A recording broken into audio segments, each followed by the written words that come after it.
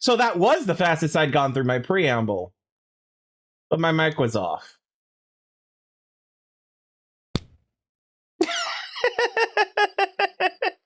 I'm sorry, everybody. So basically, to summarize, wrong button. To summarize, Linktree has all the goodies in it. Like socials, Discord, YouTube, Twitch, Ko-fi, Patreon. YouTube has my VODs. Twitch is where you catch me live. Ko-fi if you want to throw me tips. Patreon if you want to be a general supporter of the entire channel. Pretty and keep it running. That would be much appreciated. It's not required, but it would be much appreciated. Second bit was, this is a horror game. And as such, you should absolutely do what you have to do to take care of yourself. And be aware of these content warnings. Be aware that there might be things in the game that are not in the content warnings. Either I missed it, or wherever I got the content warning tags from missed it, or because of just general not consideration on whomever's part. So, be aware of that. Take care of yourselves. That is more important than you being a viewer in my stream. I will not be offended if you have to dip out. So yeah, that's the highlights. Also in that highlights should go, I am Crimson Knight. Welcome to Crimson Knight Gaming. But yeah, no, I think that's the fastest time I've gone through my preamble. But anyway, so yeah, Linktree / Crimson Knight, if you feel so inclined. If not, that's perfectly fine. Anyway, Amnesia, Machine for Pigs. God, I can't believe I forgot to turn my microphone on. I was so ready to, man. Damn it. Oh well. All right. Swapping things. Make sure the lighting looks good. So let's continue.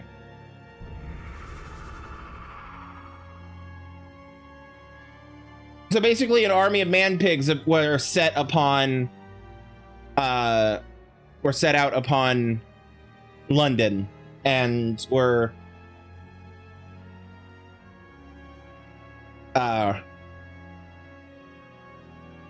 waging war, I guess is the nicest way of putting it, under the leadership of the Machine that was created by the character we're playing as. The character we're playing as had a crisis of conscience, and decided, hey, I'm gonna sabotage everything. And that sabotage is what we've been undoing throughout the entire process of the game thus far. Because he basically woke up with amnesia. Excuse me, didn't mean to bump my microphone. Hopefully that didn't come through too loudly. I do need to adjust my microphone a little bit so it's better positioned. Anyway. So yeah, he woke up with amnesia, didn't remember shit, found out that he was the one who created all this shit, and killed his kids and a bunch of other shit. And then he had a crisis of conscience and has worked to fix what he broke, essentially. And then by essentially attempting to undo the hell he has caused. So yeah, and now he's trying to save what's left of London, from that great invasion of man pigs that happened in 1899 that everybody knows about from history. Anyway, so this is the elevator we came down, and now we're here. This is a map of the places we've been and where we are. We're currently at the processing line.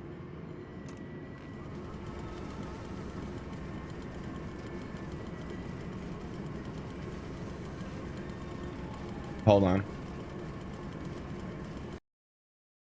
one moment. Sorry, I'm just checking a thing real quick.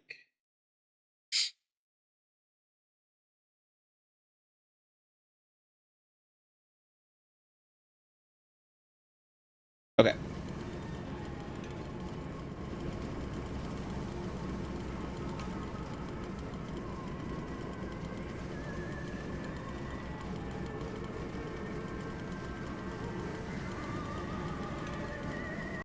So yeah, something that I forgot to mention.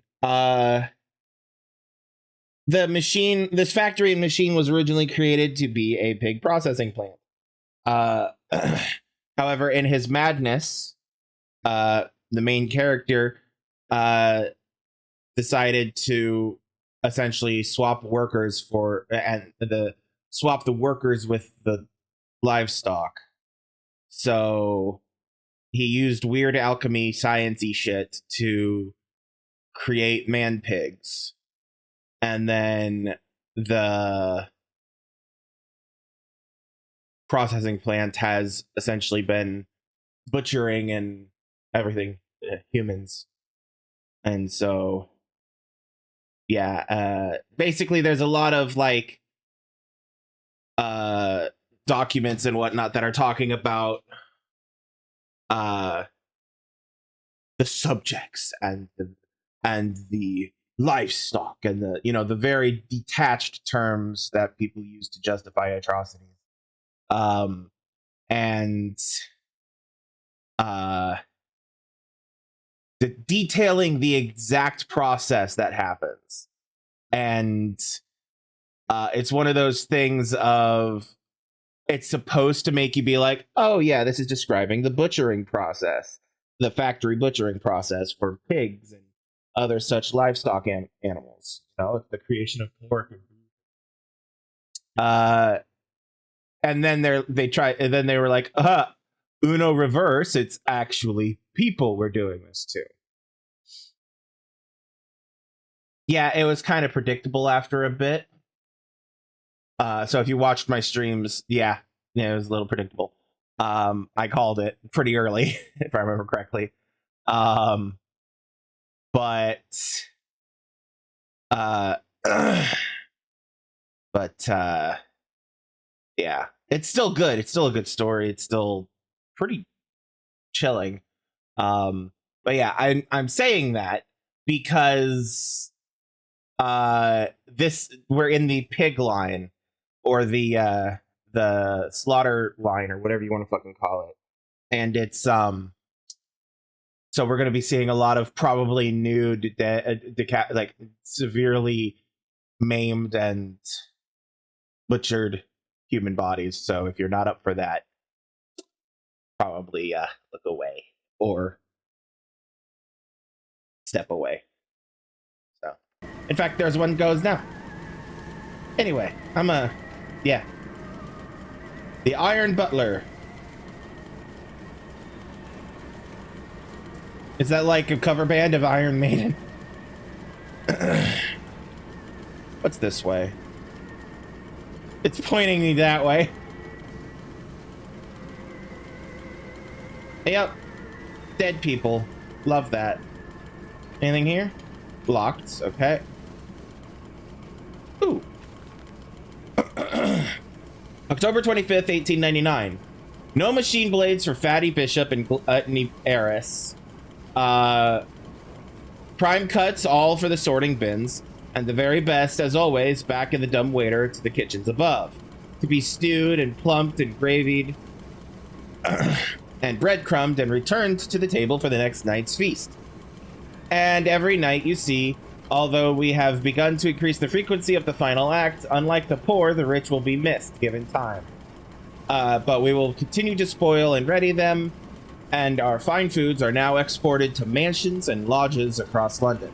And it has been noted in the Times of late how rather overweight the great and the good are becoming, with their diets of fine wine and rich meat. Indeed, in Punch just last week, a cartoon showed Viscount Selwyn as a stuffed pig laid upon a platter for his peers to dine upon. A vicious and cowardly slander, no doubt, but he tasted delicious. So yeah, he's been targeting. Basically, he's been abducting the poor, and then prior to this, he was abducting the poor during the night, because they wouldn't be missed. And then calling the rich into his fine mansion for parties and whatnot, getting them drunk and all fucked over and stuff, and then essentially killing them. And it, yeah, he was kind of he was feeding the rich to themselves, essentially. Yeah. I'm curious. Empty hook comes out. Okay. Oh, am I stuck? I'm stuck.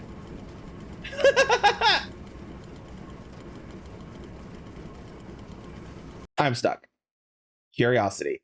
Let's exit and then reload. Sorry.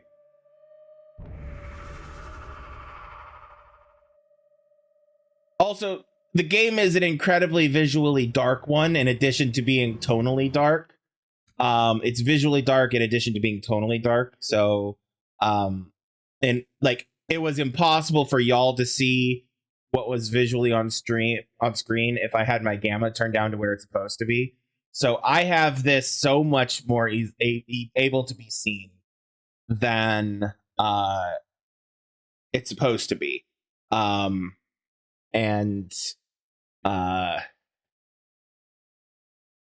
the what was I saying?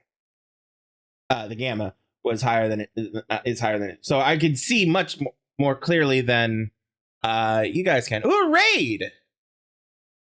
Welcome. Thanks for the raid. Welcome, raiders. I'm Crimson Knight Gaming. Welcome to I'm Crimson Knight. Welcome to Crimson Knight Gaming. You just played the same game. How far are you in it? Because I'm at the pig line. Did you beat it, or did you have to stop partway? Yeah. Yeah, I said several times throughout the course of the game that men will do anything to avoid going to therapy. and that's because in response to the main character and his home. It's epic. That's good. I'm glad you enjoyed it. You beat it just now. I'm close. I just had to restart because I got physically stuck on some geometry. But yeah.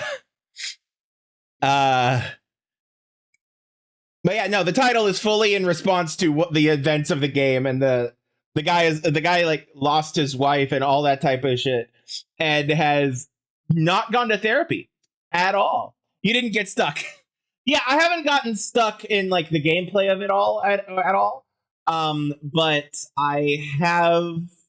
But I like just the one time I got physically stuck behind some crates and couldn't get in. So thank you for the follow. Anyway, yeah, let me. Yeah, we came through here.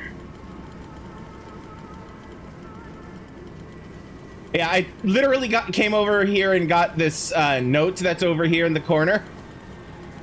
I got stuck on the crates over here. Yeah, I picked up this note and then was looking at at this machine here, and got stuck on the crates. So we've already read this, so I'm just gonna go on, and I keep hitting that button. Yeah, heart rate's a little high today, but yeah. Also, this game is tense.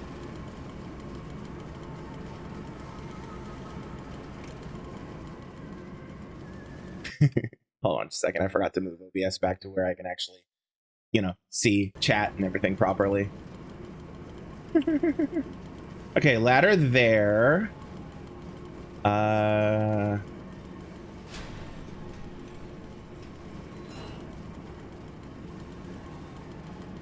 Okay, so this opens a door. Okay. Do I want to go up the ladder? I might want to go up the ladder. But will they be free? Yes, my friend. Drained and bled and freed from the prison of the flesh. Free to ascend as smoke to the stars. And the good. The worthy. How will we save them? Show me these worthy Mandus.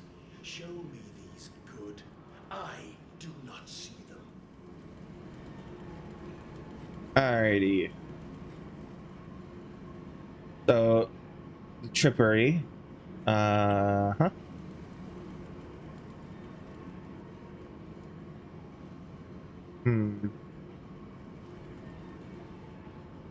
Over here.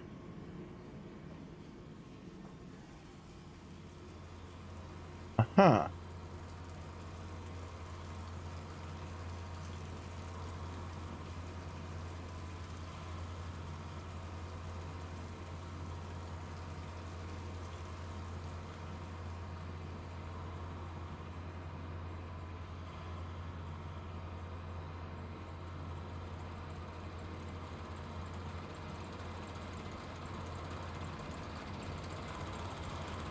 Dangerous compound X.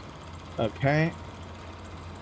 So I want to just yeet into the gears and stuff, right? Wrong button. I sense an opportunity. You were just here? Yeah, I'm really far into the end of it, towards the end of it. We had end of last stream of it. I had just finished dealing with the streets. And I was like, I do not know how much of this game is left, but it's late and I need to call it.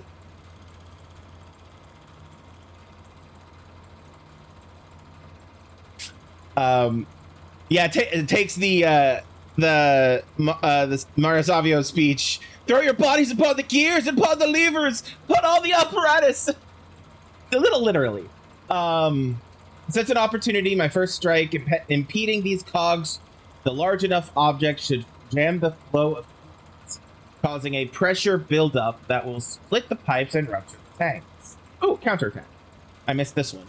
I returned an angel of vengeance, a saboteur once more. I will find a way to stop this vast enterprise of slaughter. Enough destruction open to the heart before.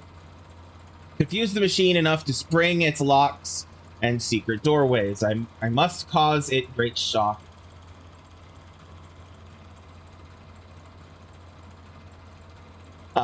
Stab its eyes, poke hot wires into its ears, hammer to its teeth, and push glass into every orifice. Then it will gasp, and in that gasp, I will scuttle into its throat and stab its heart from inside. Yeah, the journal is pretty useful. It's also great flavor. Oh, yeah, there's a ladder here. Do I want to do this now, or I'll come back. I don't know what else there is elsewhere, so I might poke around a bit more. Wait, was there... I totally got distracted by the cogs and forgot to look for, like, notes and stuff.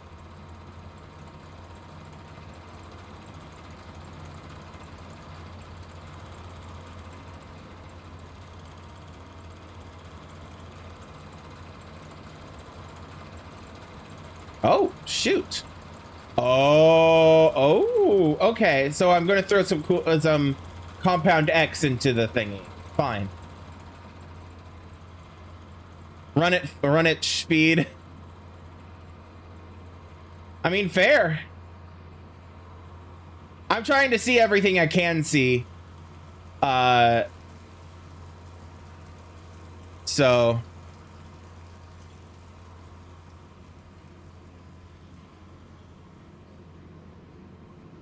All right. Can't open that yet. Can't open that yet. I don't know if I can open it at all. And that's not open yet. Can I reclose this? No. Can I close it from the other side? Also no. Okay. You beat it in one stream. Awesome. When I looked on how long to beat for how long the game takes, yeah, I was like, I could absolutely beat this in one stream. However,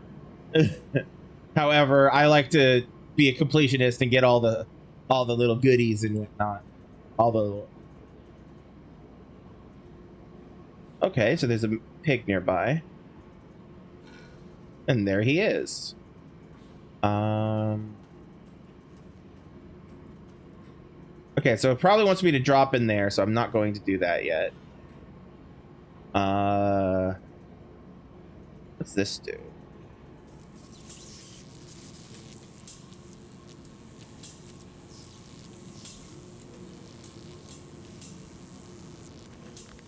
The electrification must be lethal to the touch, now to confound the machine and flood the system. This time not with sewage, but boiling, sparking liquid death. Okay.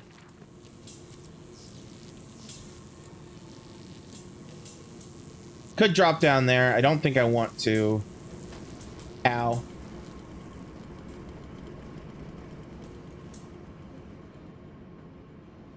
I think I do want to clog up these gears first.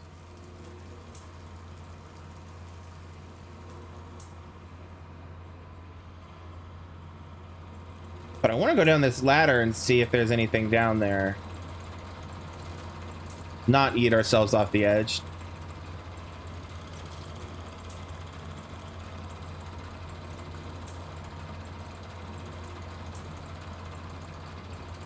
Alright, there doesn't seem to be anything interactable down here.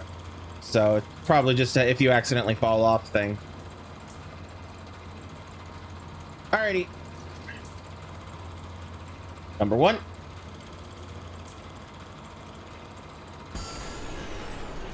Oh, it took 1. Alright. It's possible it's to see the gears better. Like within the world's lore, it's probably absolutely like a maintenance platform. But, you know. All right. Hey, look. Flooding.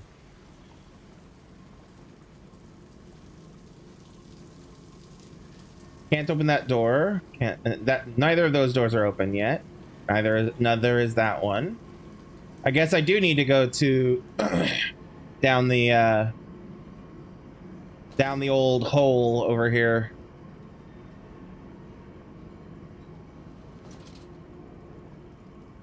All right.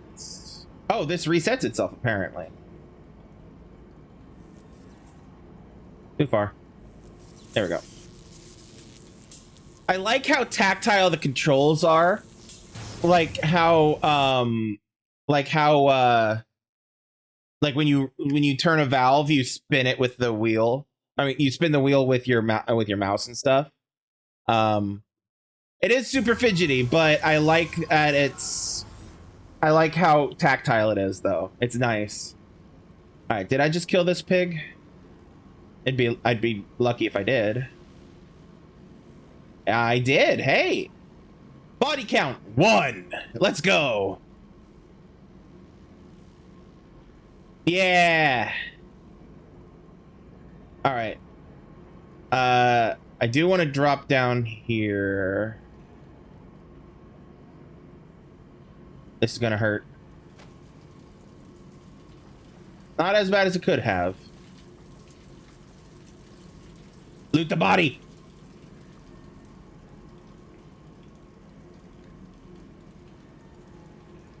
Oh, you would have died? Okay. Well, good to know. All right. So we got switches here. I'ma just flip every single one of them backward, the opposite of what they are. Ow. Oh, that exploded. That would do it. Oh, touching an electrified panel. Yeah, no, that would do it too.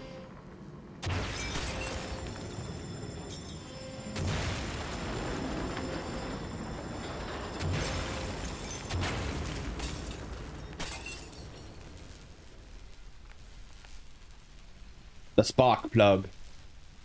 All right. Can't do anything with it. I know what you fear. I will rain excrement into your very soul. I will destroy you. You are too low, Commanders.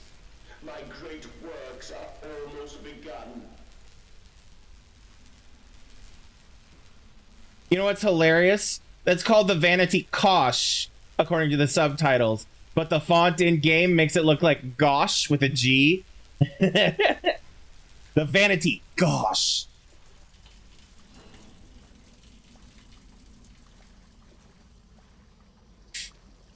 Alrighty. Oh. Okay, well that's closed. Probably for the best. That's also closed, probably for the best. Any treats? Ah, treat.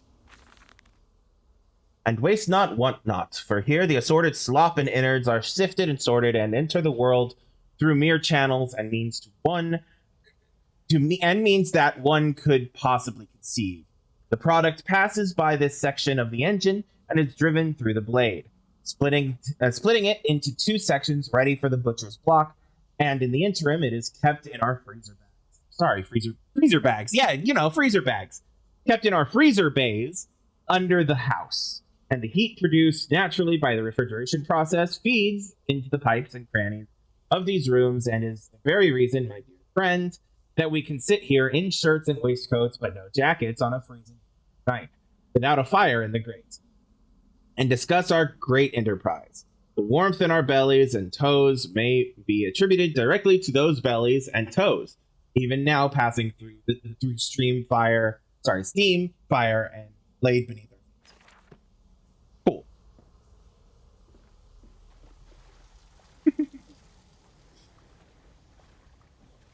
All right. Trippery! To the trippery! Don't trip. That's a lot of blood.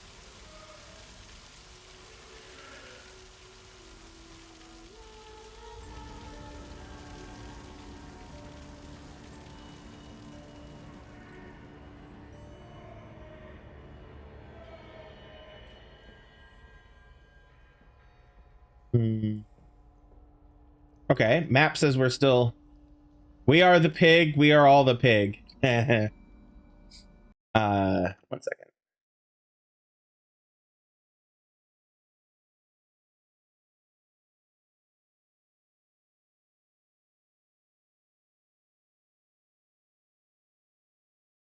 Okay.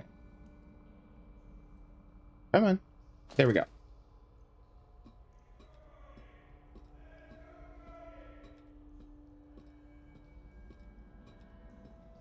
This is the ladder song. This is the ladder song.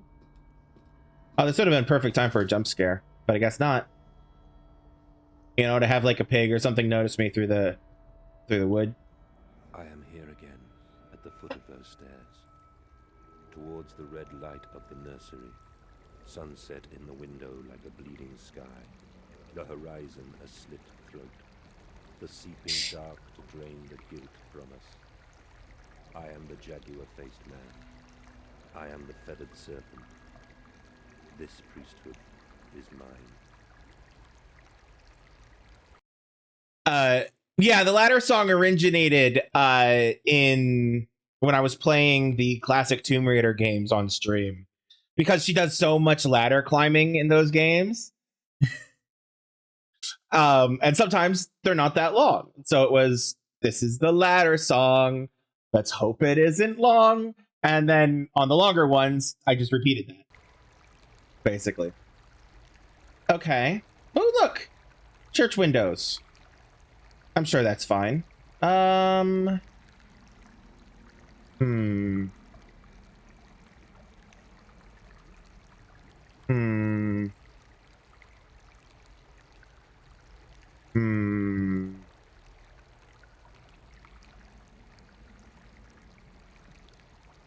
What's this way?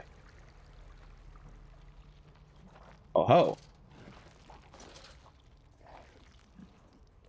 Yes, because every house needs a waterfall of blood again on one wall. These guys just chowing down in a facsimile of the mansion. Cool.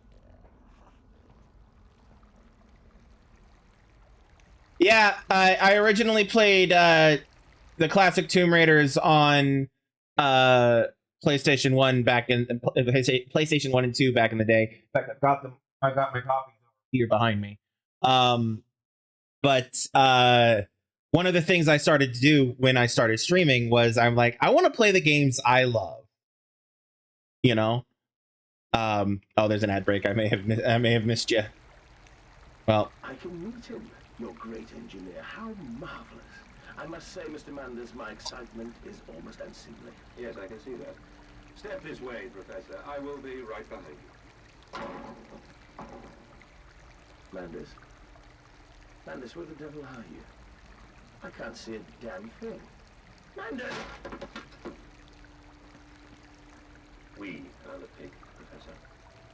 We are all the pig.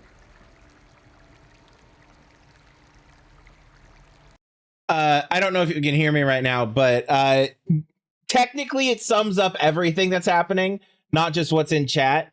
It varies in what it does. Sometimes, okay, you can hear me. Great. The ads are weird sometimes. Like it's telling me there's supposed to be an ad break right now. Sometimes it doesn't show the ads. It's fine. Anyway, but yeah, the sometimes it summarizes what people say in chat. Sometimes it actually references stuff that I'm saying in stream and stuff. That works. Whatever works. But yeah, so it's a bot that has all kinds of various different uses. It's great. But yeah, I used to play Tomb Raider back on the PlayStation, but when I started streaming, I was like, I want to play the games that I love. So I started with playing the Assassin's Creed franchise, and then I'm like, you know what? I could do this more than just once a day, or once a week. I mean, and so I expanded it to Tomb Raider, and here we are. But yeah, I'm currently, when I'm not doing horror games during October, I'm currently streaming the Tomb Raider Remastered trilogy that came out semi-recently. And that's been a lot of fun.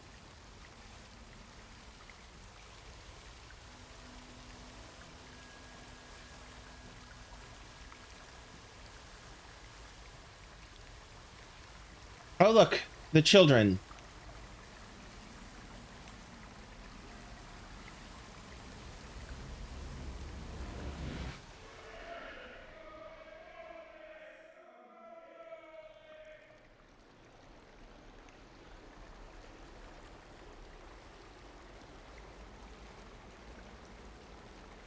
How did I get here? Can I go through that? No? Okay.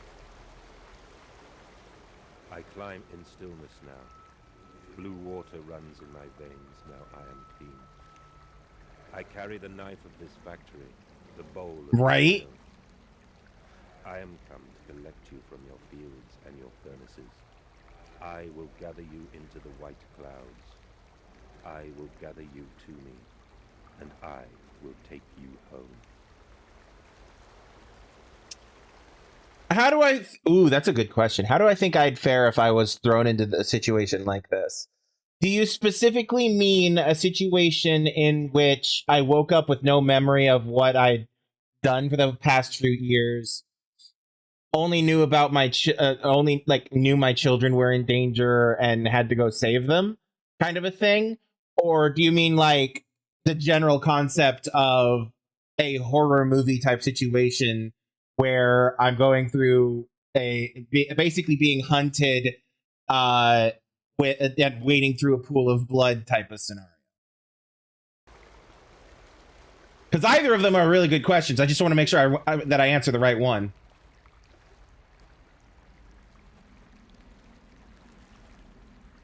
Still myself. So basically, like the standard horror movie type of thing, where like normal Crimson ends up in a horror movie type situation.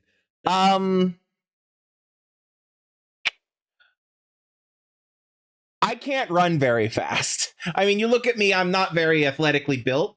I could fight, and I could throw a good fist every now and then, but I don't run very fast. So if I'm in a situation where I'm being chased, I'm done. If I'm if I'm like in a being hunted scenario where like you're sneaking around trying not to get caught, I would probably be fine, because while I'm big, I love stealth video games, and I think naturally in like the stealthy kind of way. And so like if it's a situation of like hide and don't be found, I'll probably be fine. Granted, the size does prevent me from having a lot of available hiding spaces, but still. Yeah. If it's a kind of like a supernatural situation, then anybody's cooked. You know, if it's something like an It scenario or where you're facing some kind of supernatural entity, everybody's cooked. Like, there's no way of winning that unless, like, without some kind of a plot gimmick that allows you to survive that. In this particular kind of thing, as for like how I would handle the stress and the anxiety of this kind of a situation, I like to think I'd be fine. But the truth of the matter is, it doesn't matter how much training or experience someone has. You can absolutely take some of the most well-trained people and throw them into high tension scenarios, and they could break like fragile glass. Whereas you can also take like the wimpiest, like weakest type of people you could find and throw them into a tense situation, and they could end up strong, and they could reveal themselves to be stronger than steel. You know? So like, it's hard to tell for sure how I would respond, but based off of how I tend to respond to stress and such and similar type of situations that are not necessarily like horror type situations, I can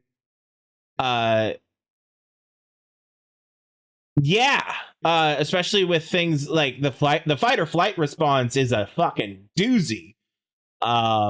So, you know, that flight kicks in and you're gone, that fight kicks in and you win, you know? You end up with ice in your veins and shit like that. But basically based off of my own life, I tend to not break easily. So like I basically I tend to lock in, not break, and basically just get through what I need to get through when I need to. So like I might have a miniature fuck, why the hell am I having to do this kind of moment as I'm doing it, but I feel like I would primarily just like lock in and like push on, basically. That's what I would like to think, but I won't actually know if it did until it happens, quote unquote, you know? So like, you know, that said, I do also very much tend to like you said that you would hold on, I lost the where you said it.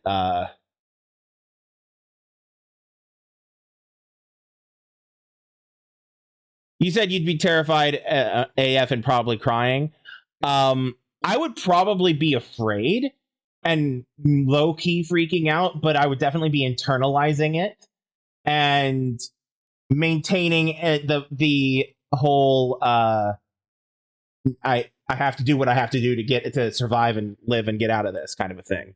I'm also not one to easily cry under stress scenarios. I usually save that for a good story or a video game or a movie. You know for sure that you def not be trying to go deeper inside. I mean, that's fair.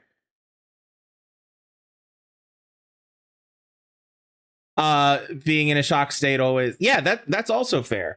I would also, like, in a situation specifically like this, where there is a greater good at risk, if I logically could think of a way to where that I could fix the problem or save the, like, help the greater good type of scenario, then I would probably go do what I had to do it. But if I also, but at the same time, if I thought logically about it and was like, yeah, I got nothing, there's nothing I could do for this to help this. So there's like it would be me throwing my body into the path of a tank type of a thing. Like, you know, it's that cold realism math of, could I affect this?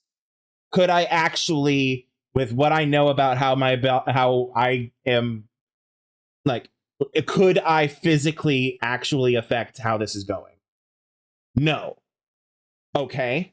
Could I get somebody who could? Like, are there people in the world who could potentially do this? Depending on that answer, then I might go on to then that would inform my next thought, which would be either like, well, if there are people, then I'm going to go get them.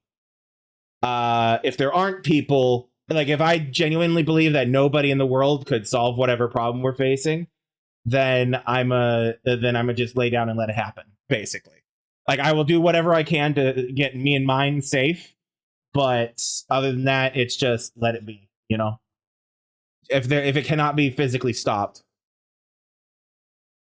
In my case, even if I knew I could save everyone, I mean, that's very fair. That's very fair. I agree. I very much grew up watching and reading and essentially having that hero. You help people, period, mindset, like, hammered into me from birth, basically. So, like, if you can do something, you do something situation type of thing, you know. So yeah, anyway, let me get back to the game. I will talk forever about things. If this was any other game, I'd be like, boss arena.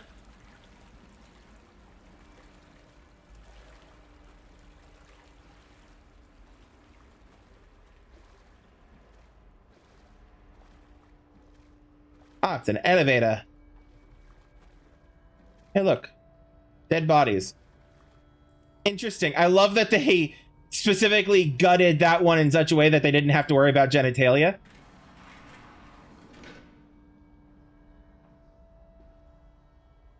Oh, part of me wants to walk around the big room and see how far it goes and how far it lets me go. But nah, we don't got time for that.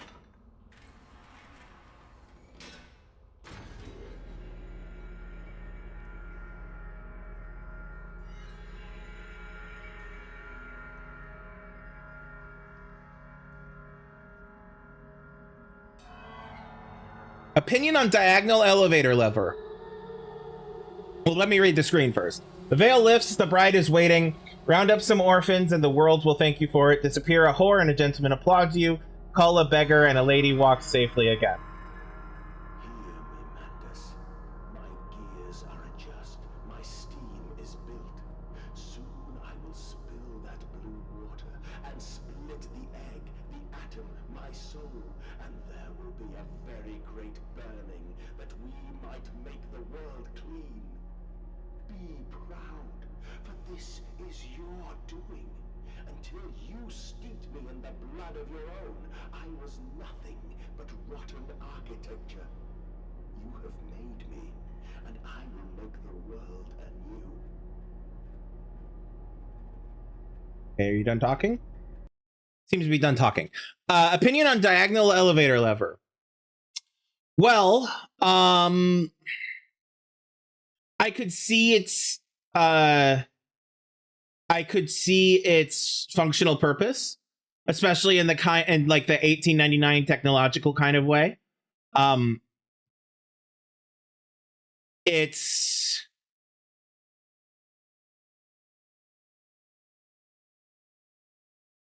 It is a bit historical in its design, a little bit, from what I recall. Oh, hi, by the way, I'm a history major. So, like, I love history and I know a lot about it. Split the atom literally like nuke explode? Probably. Because this was back in that time period when that was being worked on. But yeah, I'm a history major, and while there are things I'm not like a specialist on or anything like that, and no, major, not like I don't have a degree, I never finished a degree, but it was very much a thing I very much love and have studied, especially in my free time. So playing games like Assassin's Creed and Tomb Raider, I tend to talk a lot about like the actual history of things, and historical significance of such and such and whatnot. But I also love mythology as well, which is one of the reasons why the Assassin's Creed game. Assassin's Creed, it's the perfect balance for me for sci-fi, history, and fantasy / mythology. So like, I'm like, yes. Tomb Raider also fits that billet, which is why they are two of my favorite series, franchises. But yeah, so like from what I'm aware of, from the technology of this time period, it's definitely in the same vein as technology of the time period. There is obviously an element of the supernatural, because obviously alchemy, as how it's portrayed in this game, does not exist. You cannot use science and technology and whatnot to create like man pigs and whatnot, that I am aware of. If so, then they've done a hell of a job in hiding that technological advancement over the years. But so like it's very much like we've seen the trucks and their fueling style and things like that when we were up on the surface. And the way the factory works and everything, it's all very era appropriate. And so like the diagonal lever is believably something that could have been back then. I've seen ones that are similar. Like I've seen basically it's like a vertical lever or a horizontal lever, where you basically you pull it a little bit, then you chunk it into like a little groove kind of a thing. And it would be like floor 1, floor 2, etc. But I mean, why not, you know? Why do I think that they specifically chose a diagonal lever to be the lever in this game? Because of how tactile the controls are. Like they needed to make it so that the player had a varied enough experience of what tactile motions to make, so that you weren't just repeating the same motions every single time that you were doing something. You were already opening doors and whatnot with like the hard vertical and the hard horizontal. Depending on the visual situation, you were moving boxes in much the same way. You had the circular motion for the wheels and everything. You also had the vertical for the switches. So like they needed something that felt different, but was also not too complicated and was not repetitive. So I bet that's why they went with a diagonal lever in the game for the gameplay. Especially because back then they definitely didn't have like buttons to push like we have on modern elevators. So like I feel like that's why the game absolutely took a diagonal lever for that approach. But also I do feel like it did have historical roots, if it wasn't itself a historical thing. There was so much technological innovation back then around this time period that like there were so many different people designing so many different things. They were designing, everybody was essentially designing their own way of doing things. And the only ones that really survived to today are the ones that turned out to be the most efficient and thus the most widely accepted methods for those things. They were by no means the only methods. And it's a similar philosophy as like the BioShock games run with, which is, you know, technology but slightly different, you know, familiar but different. And in the lore of the game, Mandis says that he designed all of this stuff himself.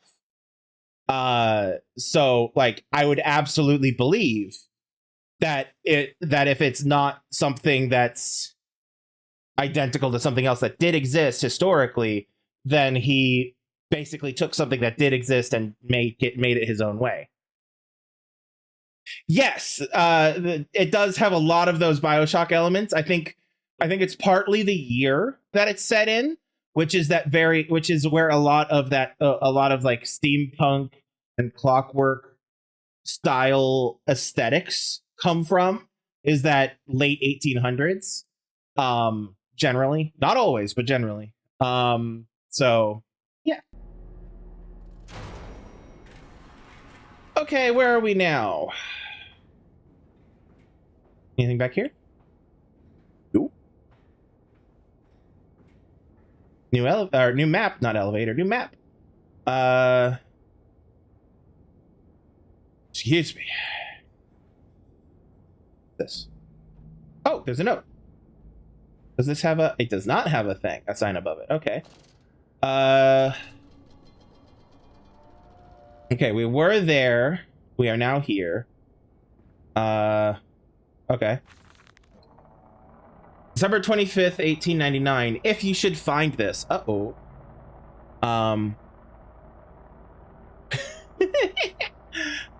Yeah, it took me a few times to a few levels to realize that it was actually showing you where you were, by where it was highlighted.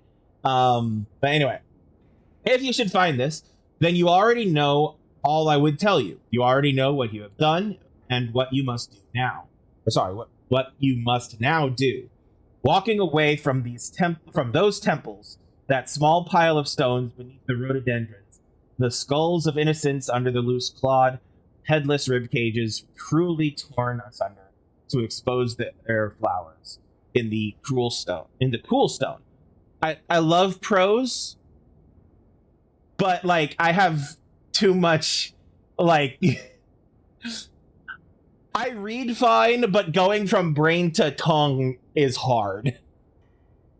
Anyway, asunder to expose their flowers in the cool stone behind the altars, 3,000 miles away. I trace my life to this instant, rain channels eroded in ancient stone.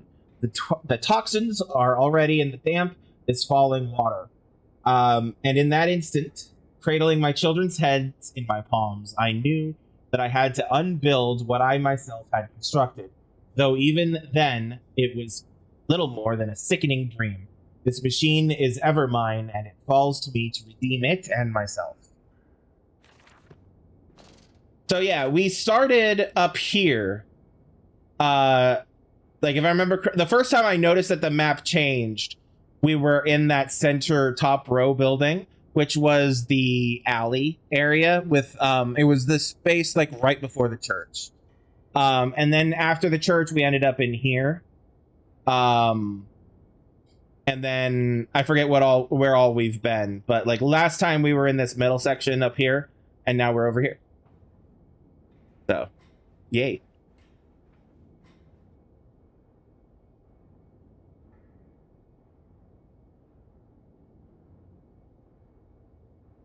Excuse me. Okay.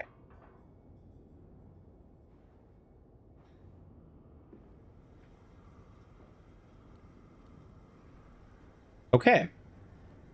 Hallway with machinery. Vacuum eviscerators. Okay. Vacuum eviscerators. Trippery pre-grinding. They look the same as the vacuum eviscerators. They genuinely look the same.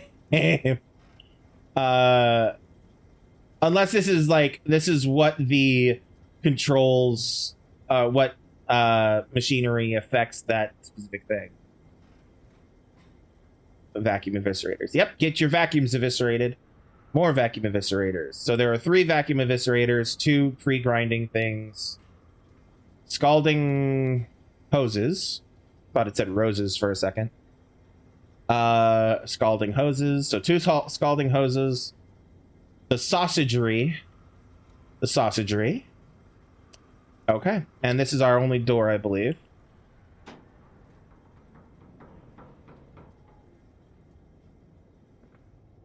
The mechanic that they introduced early on in the game that I wish they used more, that they encourage you to use more, was the yeet button.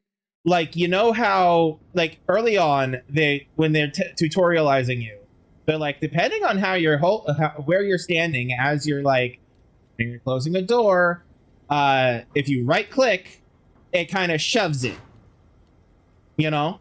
So like, you either throw it open,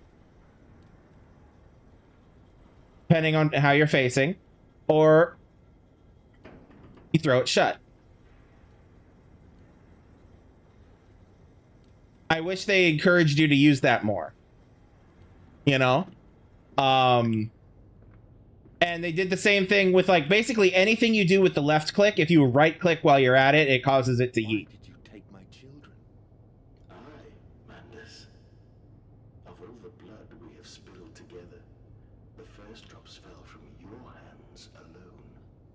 Then I am damned for a filicide, and everything is lost. I love him confirming that, you know?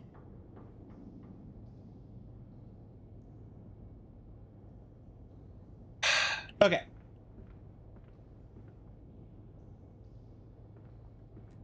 Oh. Hi, kid. Imagine if they appeared in every... Oh. Imagine if they appeared in every window is what I was going to say.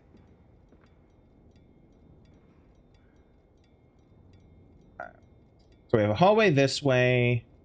Appears to be a dead end this way.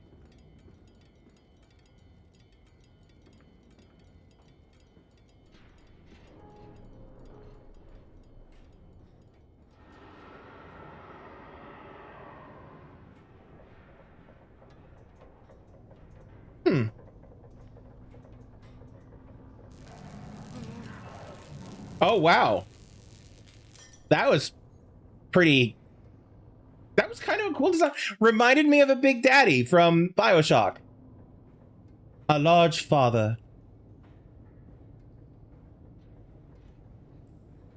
Ladder. Useful. Because I was deadass going to just yeet myself down the hole.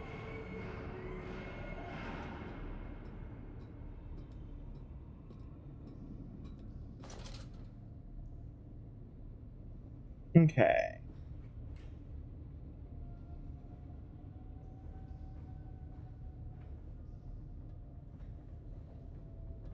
Anything this way? Probably not.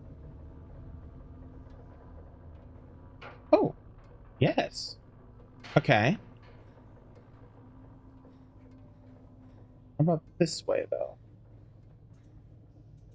Oh. There's something.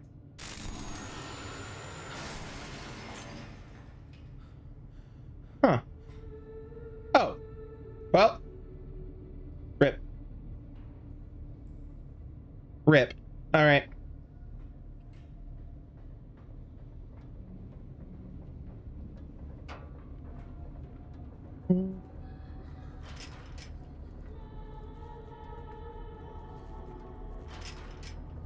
Oh, that's a good touch.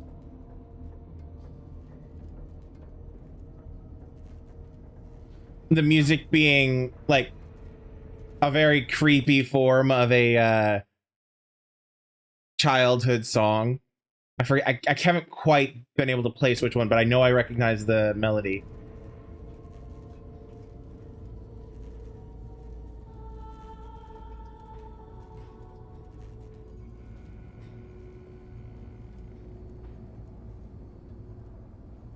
Okay.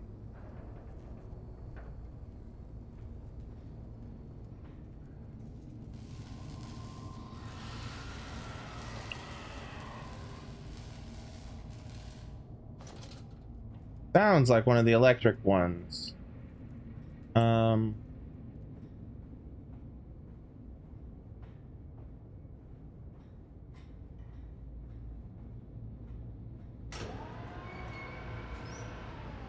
Well. Okay.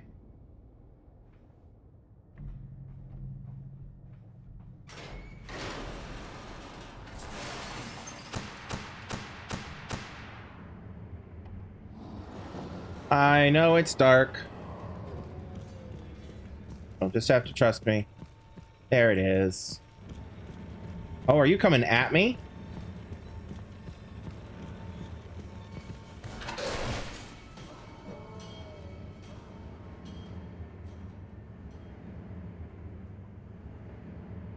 That was weird. I'm gonna just...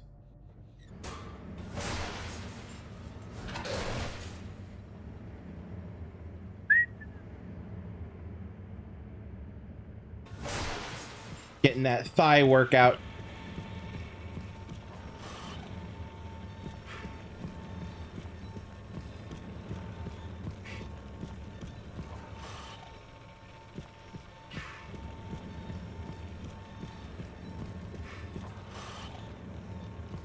I do not like him blinking out of existence.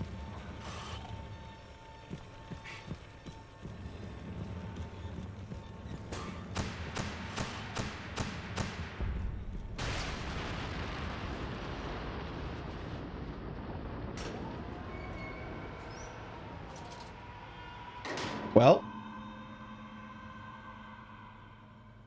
it was much more creepy the way I did it. Sorry. The way he kept blinking in and out of existence, that was not cool, man. Alright, where did I come from? I came from there. Okay. So, my guess this way? Yes. Yes, quite. Mandus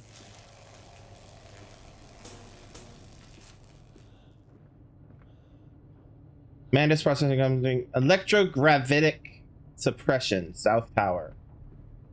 Weird choice of name. I understood those words. Not in that order. Kind of ran from one side to the other. I mean, fair. If the game lets you do that, go for it. But that's where my stealth instinct kicks in, you know?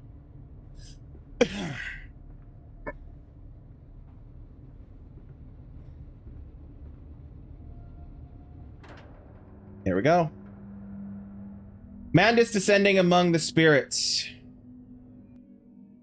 The Aztecs believed they could avert the apocalypse through sacrifice. History tells us they failed. Their tragedy was simply they could not spill enough blood in time. No. Objectively, no. But also, I get why they believed that enough to make that a part of the game. Yes, I am glad that the game does not punish you for mistakes or goofing off. Like, that's one of the reasons why I'm glad, like, the Amnesia series as a whole so far, because this is the second one I've played. I played the first one a few years ago. So far, they have not really punished you because they've been classified as, like, walking simulators. Which is, in theory, you shouldn't really have to change anything you're doing to, you know, experience and beat the game. It's more of just like a creepy time kind of a thing, with the occasional puzzle or something. But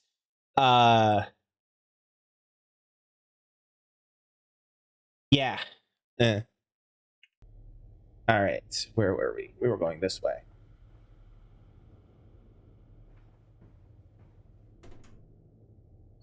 Oh, we push. Okay. Another block. We're underground, aren't we? Only to spare you. I would have given my soul to spare you this world and its loam. Did I miss an elevator going up? I thought we were going down. Are we like so deep in the ground we're in a massive underground cave?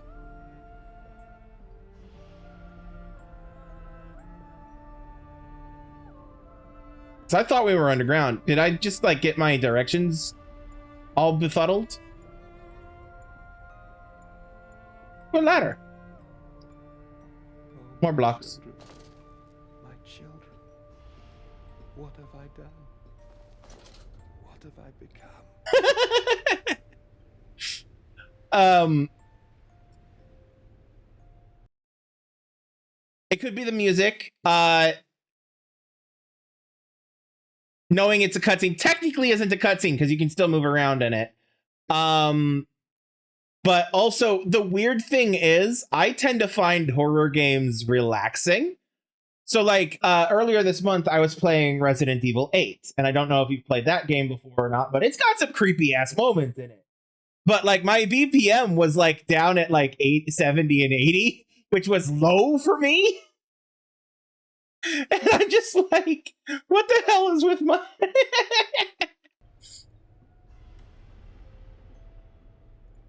Oh, look, a dollhouse. Or part of a dollhouse. Put it right, my darlings. All of my Oh, oh, it's like washed clean. it's like an advent calendar, but for animals, and it's a house. I swear, game, I am paying attention to your plot.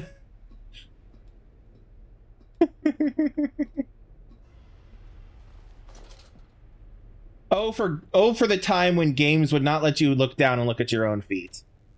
This was only 2013. I know. This was not that long ago.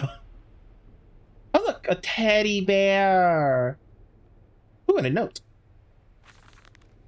Memories, they surface like bloated bodies rising to the scum of the Thames. I looked at them, covered in the blood of their dead mother. The little piglets, squalling in their swaddling, and my heart at once was filled with a great love and a consuming hate I could never have imagined. At that point, did my soul split, creating him? Was this the egg of my soul, the moment the great clock began to tick? Is the only path to redemption to join us together again, to make myself whole, to close the great circle and take that madman into my heart once more. Give him and myself as well. Maybe it had to do with the music. Maybe it had to do with the music. I don't know. I love you, my darlings, and I am sorry. I am sorry for all I have done. I simply loved you all too much for this world.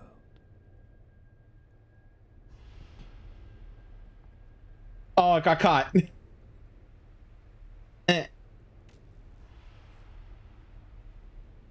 Hold on. Let's.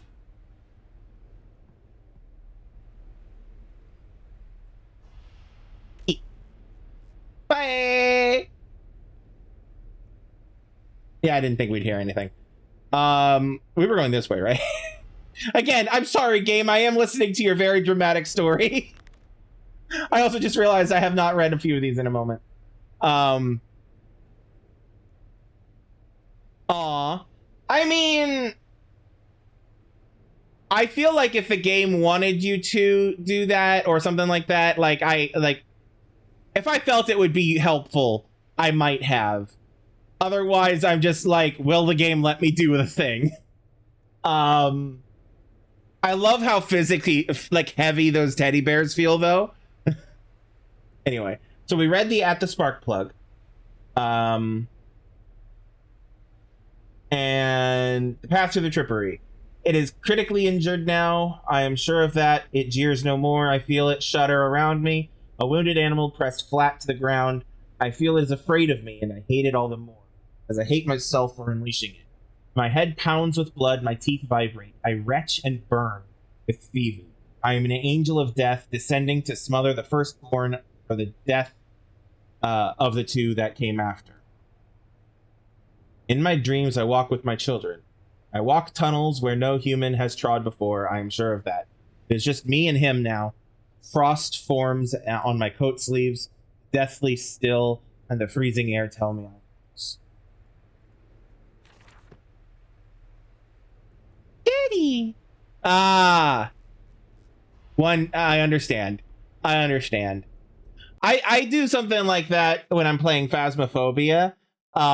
If there is like the stuffed rabbit that they have, I don't know if you've played Phasmophobia or seen it. It's great. I think you'd like it if you like these. It's got that creepy ambiance. But like in almost every level, they have like this stuffed rabbit that a YouTuber that I follow when they play Phasmo would call Bundy, because it's a bunny rabbit, and because we're dealing with a house that had murders happen in it, so serial killer Ted Bundy, just Bundy. And so I've adopted that, and so I call it Bundy, and I have to carry that. I have to carry the Bundy around with me every time I can find it. A mod that replaces all game dialogue with random Twitch messages you once got. I mean, it probably could be done.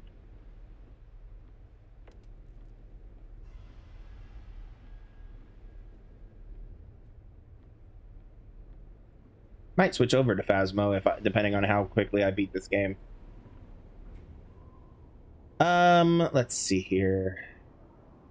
Left or right? Also, I'm pretty sure that was supposed to be the last note in the game, which means I definitely missed some documents. Oh well. I missed lore. Oh no. Oh well. Ooh, another. I search for instruction, for advice, for help in my goals, but in return the system mocks me. Simpleton, it says, you must find your own answers. Okay, so that's locked.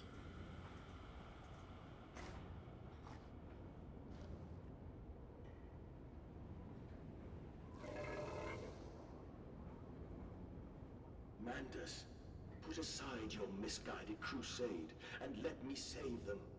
You may hate me, Mandus, but I... Oh, you did see me walk past a note? Darn. Yeah, thanks for the no backseating. It's one of those things of like, if I cared enough, I'd have a walkthrough up.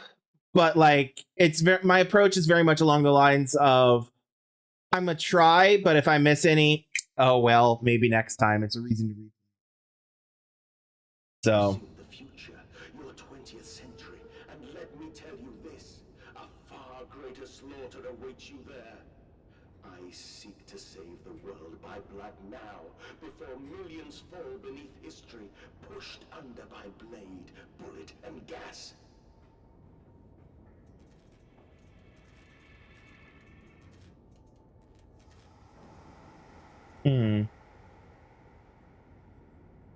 Well.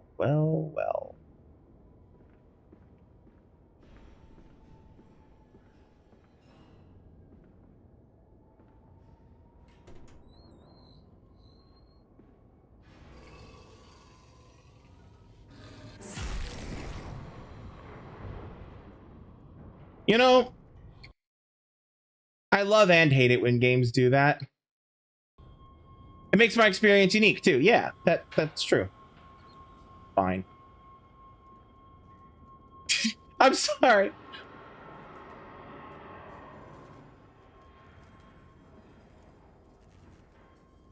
I can feel in my bones I'm gonna end up facing another one of them man pigs again. I feel like it's gonna be one of the electrified ones that they've introduced now. just because they introduced it once, and they introduced it running past, and then they had us being hunted by it, and I feel like it's, you know, I feel like just the once is not enough for this game. Oh, I see. I see what you're saying. The teleportation jump.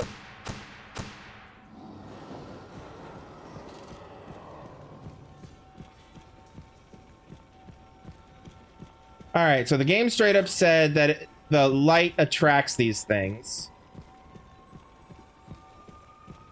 Okay, good. It's still going that way. So I'ma just keep walking. Just keep walking. Just keep walking. Just keep walking. Walking. What do? We walk quickly. Can I? Nope. Okay, not helping. Okay. Well, that works, I guess. It went up again? Okay.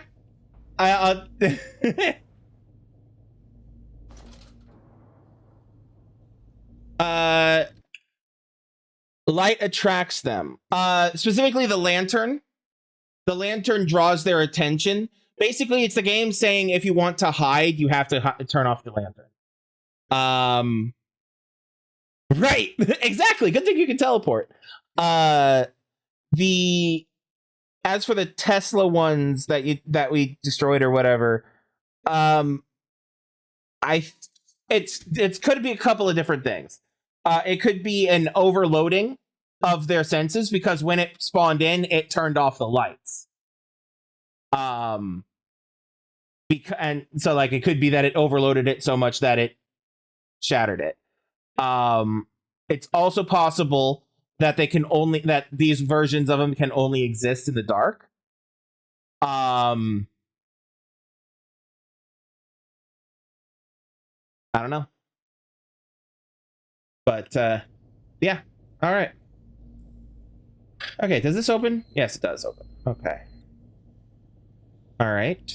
So let me guess. Locked. Oh, can't even interact. Okay. All right. What do we got here? Hatch. You open? No. Oops. You do though. Another hatch. Another door that doesn't open, but this one does. Another hatch. Door. Another open. Another hatch. And back to the start. Okay. Well, it gives me 4 doors that go into this area, so I think it wants me to go into this area. What do y'all think?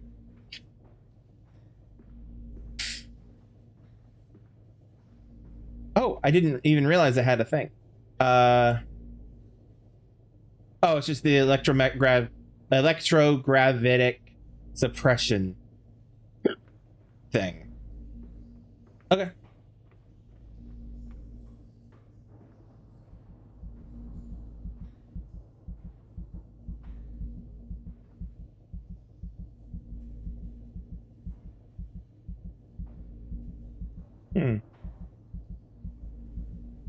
No. Oh. Oh, look, a heart. Okay, what do I do with this? It's a heart. What do I do with it?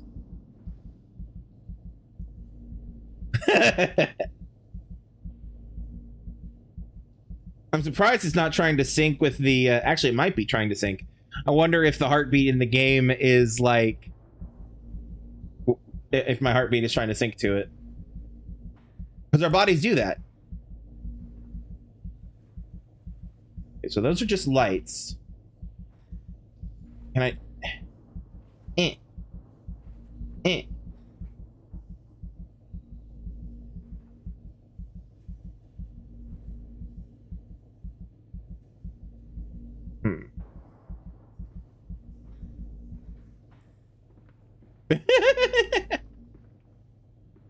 It's overcharging. That moment when that's how the game wants you to beat it, like it actually wants you to wire your a heart rate monitor into the game and then cause the in-game heart to pop essentially. Yeah, I don't know why my heart rate is so high today. Normally it's been around like 90 to 100. So I don't know why it's so high today. I wonder if I don't have the thing in the right spot.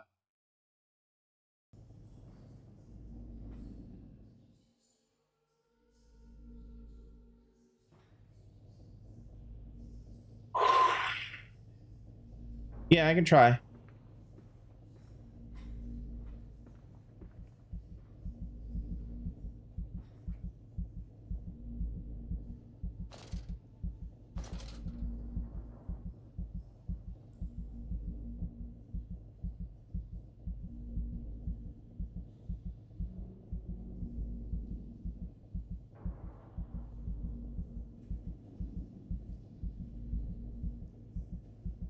I can kind of feel my heart matching it. I can kind of feel my, like, I can in my, like, I don't know if I can just feel the beating like in my skull or if it's like, or what, but anyway, I think why it's going up is because of the talking. But anyway. So like, any interactions popping up? No. Okay. Did I miss a ladder? I must have missed a ladder.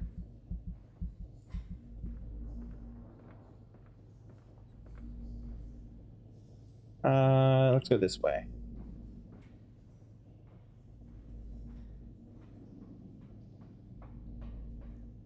Yes, I did. I was too busy looking at the hatches that I missed a ladder.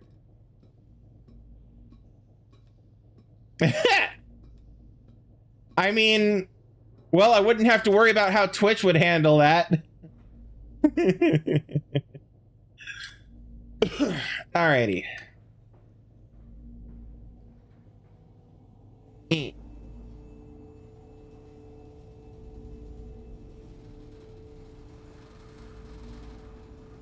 Okay.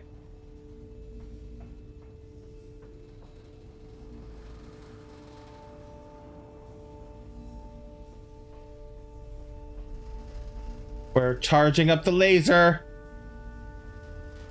Thing is, I'm only partially joking.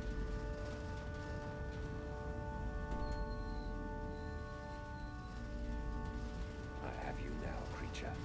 I will destroy you. Stop him! Stop him! Kill him! It is over. It is time to end this madness.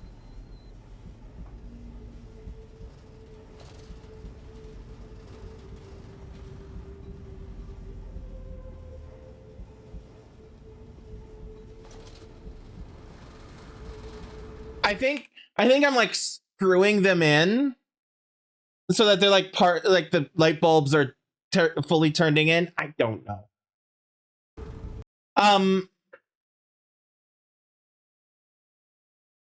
They're probably vacuum cylinders with electricity trapped inside of them. So if you are activating them, you probably are twisting them so that, like a light bulb, they're tighter in the socket. Thus allowing the electricity to flow. That's my thought. But other than that, I don't know.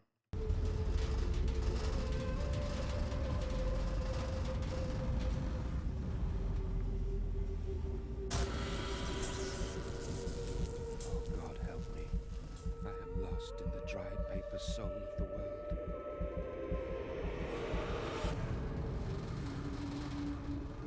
Enoch, Edwin, Oswald, and I.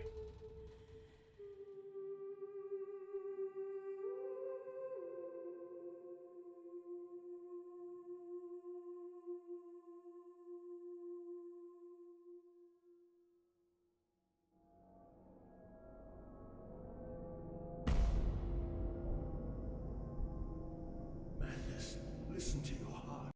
Oh, there's more to the game. I genuinely thought it was going to roll credits. What if you learn to control your BPM after using it for streaming for a while? I would believe it's possible. Not for me. I don't pay that much attention to it. I will say the reason why I have the heart rate monitor on is because I started playing horror games on stream because people didn't believe me when I was saying that I'm not really affected by them, at least not to the extent a lot of other people are. And so I didn't have a heart rate monitor, and then I got one, and so I decided to do that this year. But and it's been pretty steady for most of it.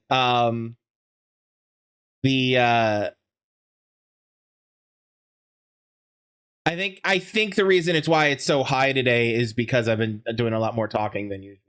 Because I actually have someone in chat who's chatting with me. You know you are with me. You created me to save the world. I am your friend.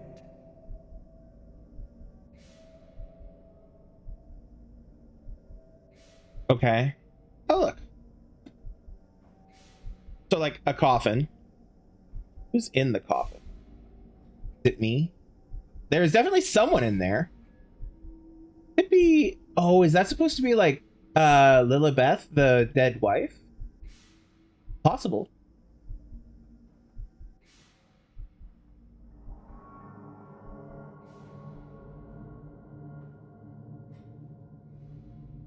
Mandas, please, I am no more evil than you. We sought the same thing, to save humanity, ridding them of their painful, stupid, pointless lives. Mandas, stop. Think about what you are doing. For your children, Mandas. Do not speak of my children, monster. I did not kill your children, Mandas. You sacrificed them on the temple steps, knowing what the coming century would do to them. Your sons will drown, lungs full of mud and shrapnel, on the banks of the Somme. You wanted to save them from the horror to come. That is the vision we shared. Everything we have built to avert this coming nightmare. You and I are one. We are the same. Our souls are entangled. We deserve to make them free.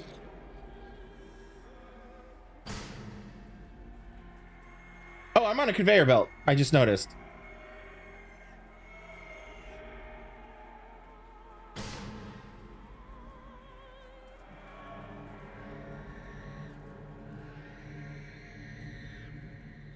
I mean, there's only one way to find out.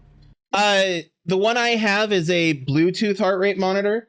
I just found it online easily enough. And it connects with a variety of different apps on my phone, which then and through webs, which basically it connects to my phone through Bluetooth. My phone uploads it transfers the information to a website, which then connects through OBS to have the on-screen element. So yeah, it's technically a heart rate monitor that's meant for like endurance training and stuff like that, but it works. It has a strap that wraps around my torso, and then the little heart rate monitor itself sits in the center, which is what I keep messing with down here. Oops. Disconnected it. Hold on. I could just leave it disconnected. I'll be right back. Let me just.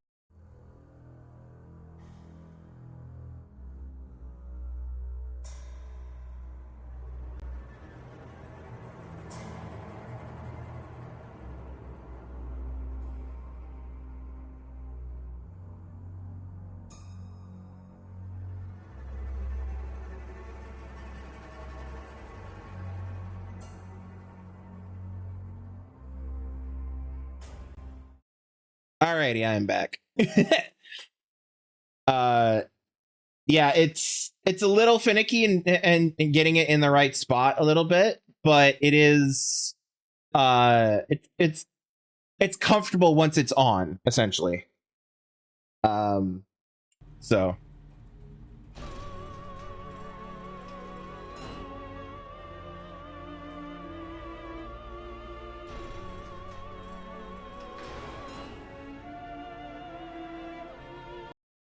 on a second. Okay.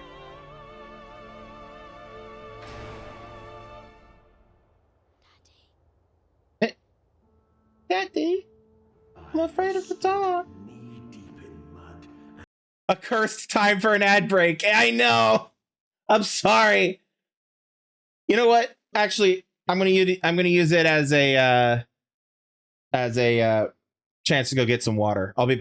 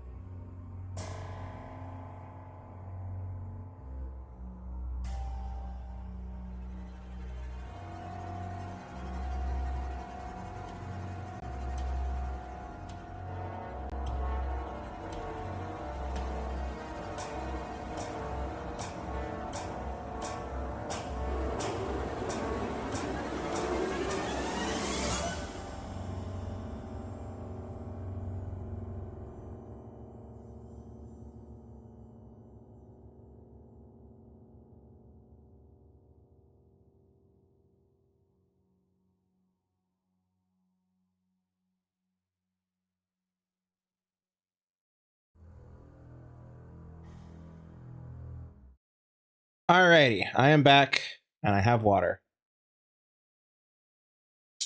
Thank you all for your patience. Bone and filled my lungs with mustard gas. I have seen two brothers fall. I have lain with holy wars and copulated with the autumnal fallout. I have dug trenches for the refugees. I have murdered dissidents where the ground never thaws and starved the masses into pain. A child's shadow burnt into the brickwork. A house of skulls in the jungle. The innocent Manders trod and bled and gassed and starved and beaten and murdered and enslaved. This is your coming century. They will eat the Manders. They will make pigs of you all, and they will bury their snouts into your ribs, and they will eat your hearts.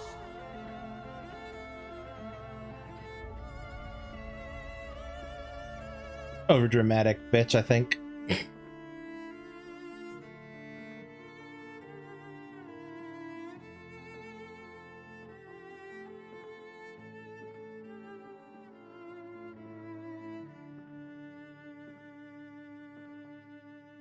You need me to tell you what happened after this? Like in the entire game?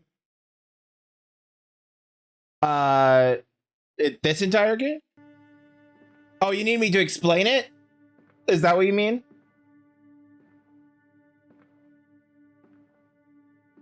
Gotcha. I am begging you. You made me.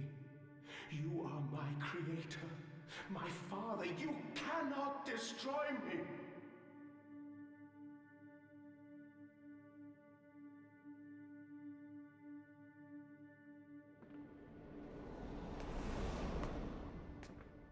Please, Mandus, no. For your children.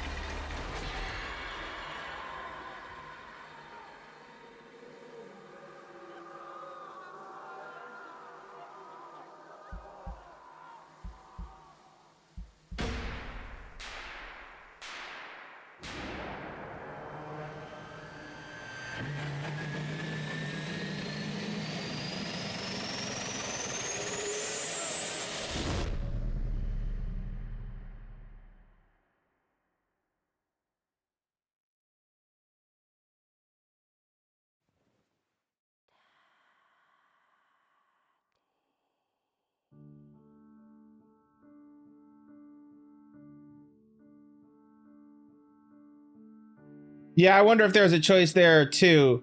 Because it's a walking simulator, I assume not. However, Amnesia: The Dark Descent did have a choice in it as well. So, I don't know. I do intend to look to see if there is, but I assume not. I lay there and watched the god I had created die. At the end, when we were cold as the stone we had hewn his body from, when the lights were nearly all extinguished, we heard, in the silent distance, the man-pigs singing to one another.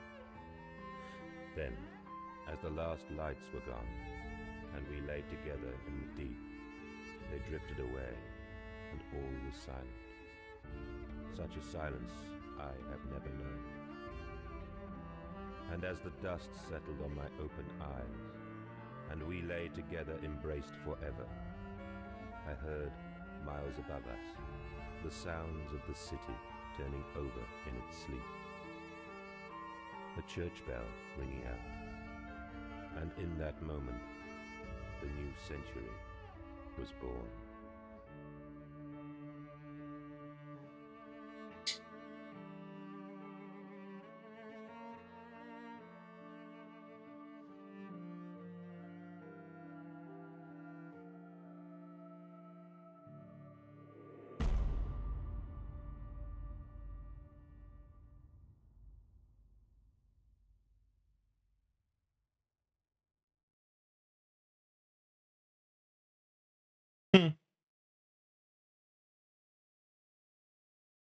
I feel like if there was a choice, I feel like if there was a choice, they would have an achievement for it.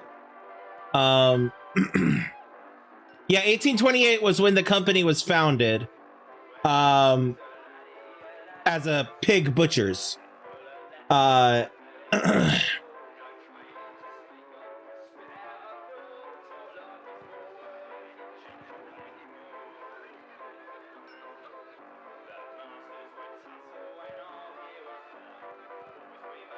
So, yeah, basically what happened, from what I'm able to gather, dude woke up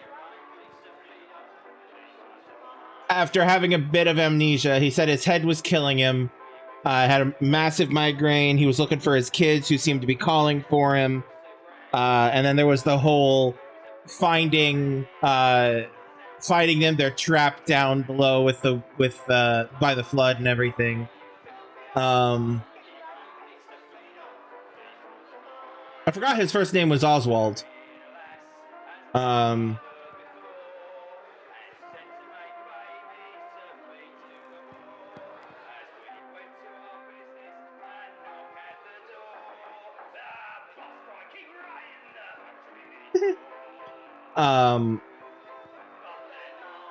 But yeah, basically we learn a bit about his history, obviously.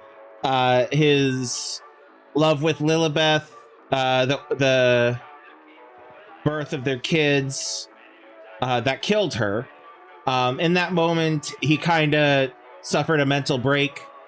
Part of him began working on, he began working on the machine, essentially. He hadn't fully devised the end product until he had gone on an architectural dig in Mexico, looking at an old Aztec temple with his kids. That was where he had the end the world idea as the goal for the machine, and swapped from using pigs as meat to using humans, and began that whole process.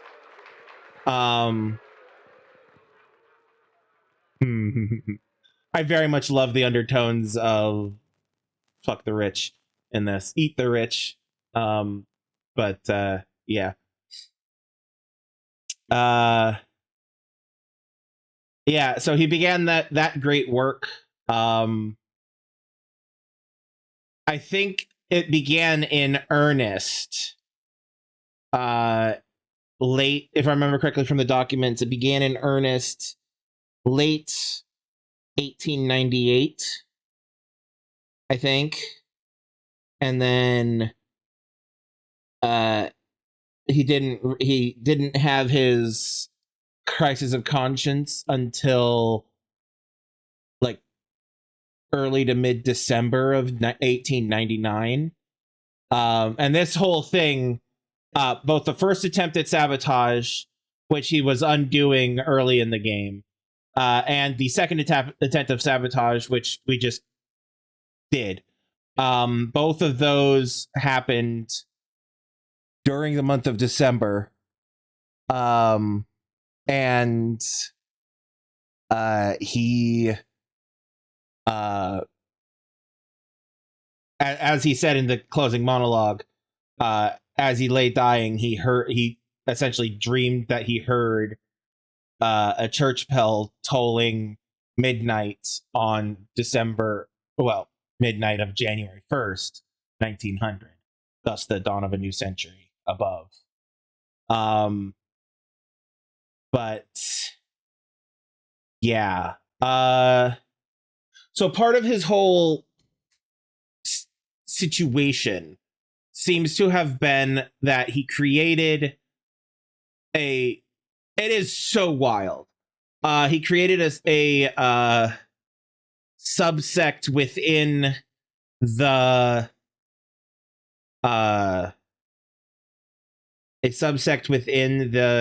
within London, where essentially it was his factory town, which was a common thing back in the day. Basically, big corporations and whatnot, instead of having their workers commute, would essentially provide housing around them that the workers had to pay to live in order to continue working there, kind of a thing. It was not an ethical practice. But a lot of workers had to do it because, one, they didn't have a choice if they wanted a job, and two, they didn't have an alternative. So I think that the town we go out in, that we see around, like the where the trucks are and where the pigs are actually unleashed, was not like London itself, but it was in the London area. And that's why it's like that's why the game could be like and above the world turns over in its sleep, or whatever the fuck it said.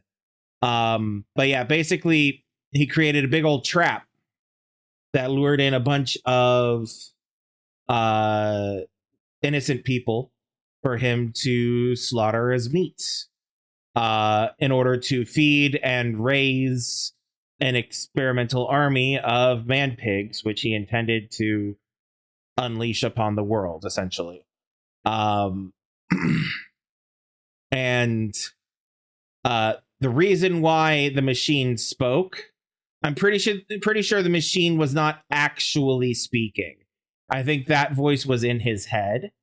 Because I think based off of when he one of the notes that was wondering if when his consciousness split was when Lilibeth died. And which implied that there was a split in consciousness. And tells me that he that it was kind of some kind of dissociative identity disorder of sorts, where instead of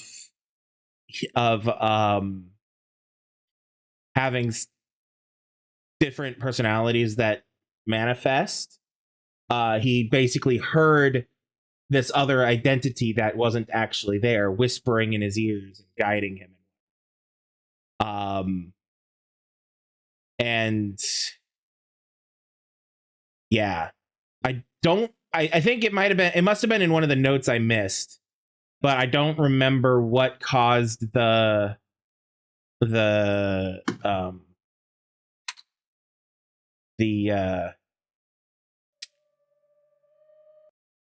I don't remember what caused the crisis of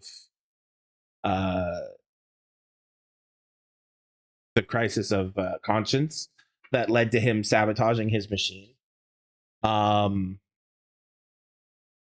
So I don't know, but oh,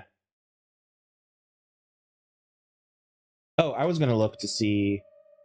I missed 2 achievements. One of them I bet is let's see here. Games like this usually have, so there's the notes achievement, I'll bet. And I bet, and games like this tended to have a you got all achievements achievement. So I bet those are the 2 I missed, which means that there probably isn't a make a choice situation. Wasn't there a stone he found as well that would speak to him?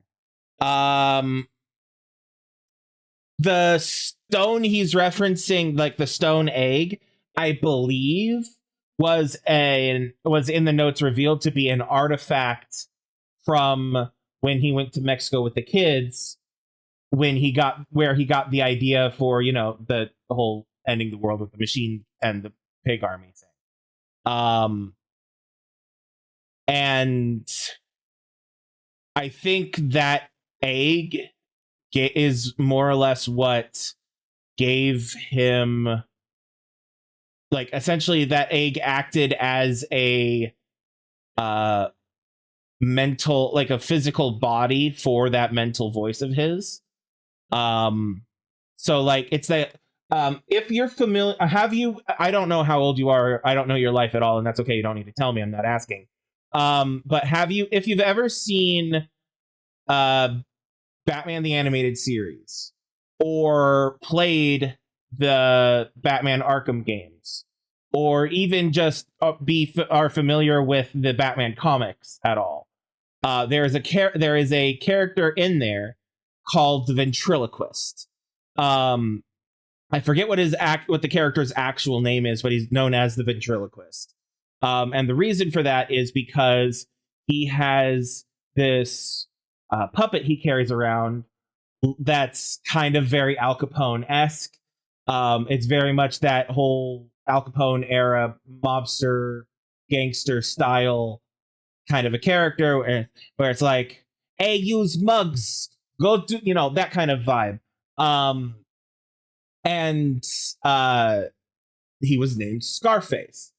And the ventriloquist was fully subservient to this character of Scarface, which was literally just a puppet that he voiced. However, due to his mental illness, he like this character of Scarface that his brain had created was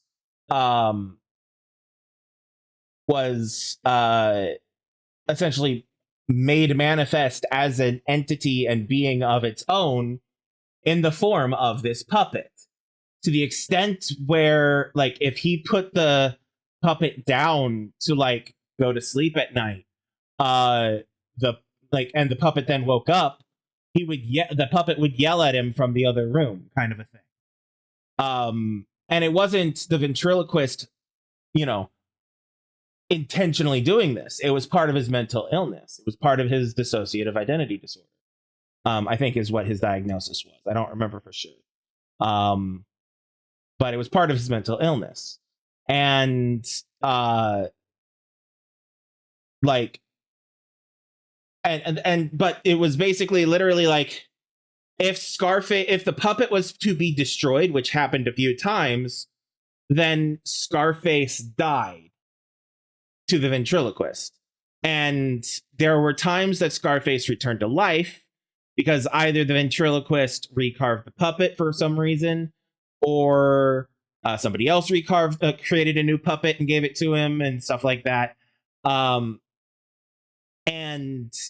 so, like, the puppet became Scarface. And I feel like that's kind of what was happening here with that stone egg. That was just my impression, though.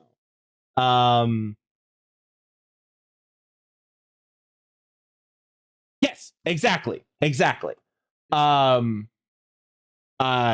so, yeah. Let me quickly confirm that there was no choice there.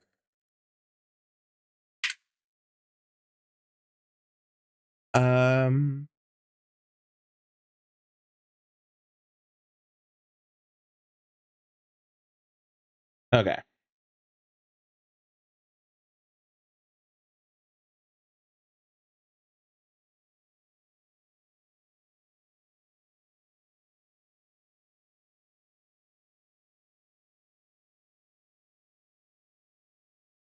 Yeah. Walkthroughs are not saying there's a choice here or anything like at the end there or anything like that. So it is literally just a walking simulator. It's like, hey, go follow the path, essentially, with limited freedom, which, fair. But yeah, holy crap, I love this game so much. I loved Amnesia: The Dark Descent as well, which was I remember being a lot of fun and really good, and very creepy in like the best kind of horror kind of way. So let me swap to this. Hi, hello to Big Face. Yes, I would like to quit game. All right.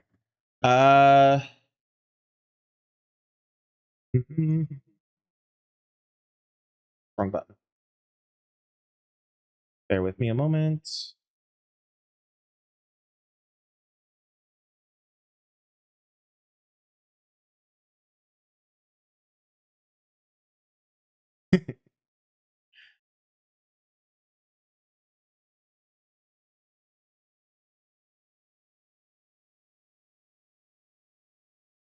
Yeah, after I say Scarface. Yeah,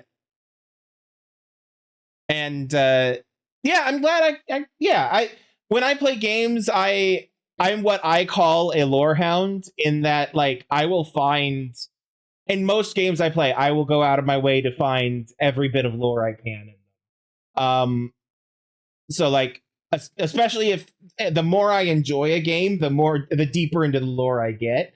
And so, like, for Assassin's Creed and Tomb Raider, I am deep in that mess, essentially. Yeah. Anyway, I am now going to try to decide what I want to do for the rest of my stream, because I have about an hour left in my stream. I don't want to start a new game yet, mainly because I have no clue what I want to play next. But let's see here. Could play some Phasmophobia. Been meaning to play more of it.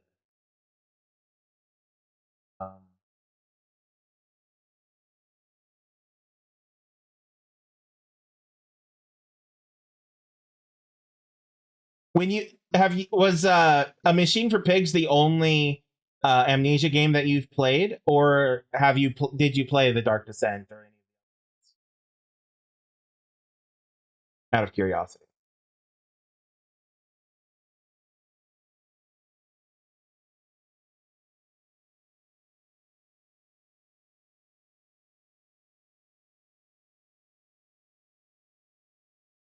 You've watched somebody play The Dark Descent. Okay. That's fair. Yeah, I think I am gonna play some Phasmo. I'm kind of feeling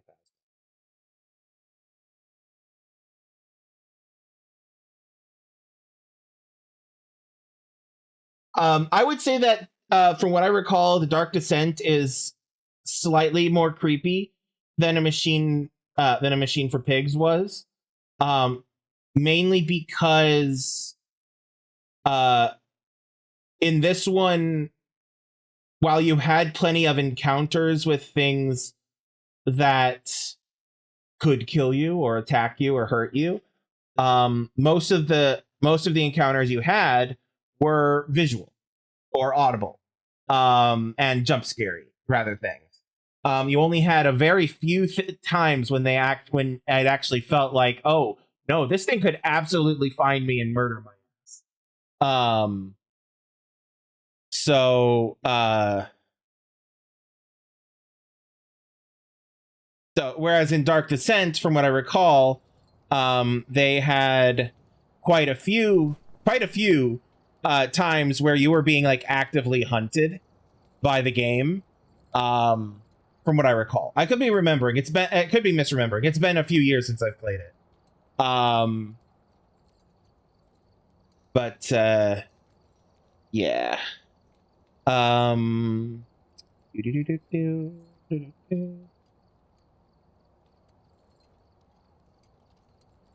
right, let's turn that off. Swap that to that. Go. There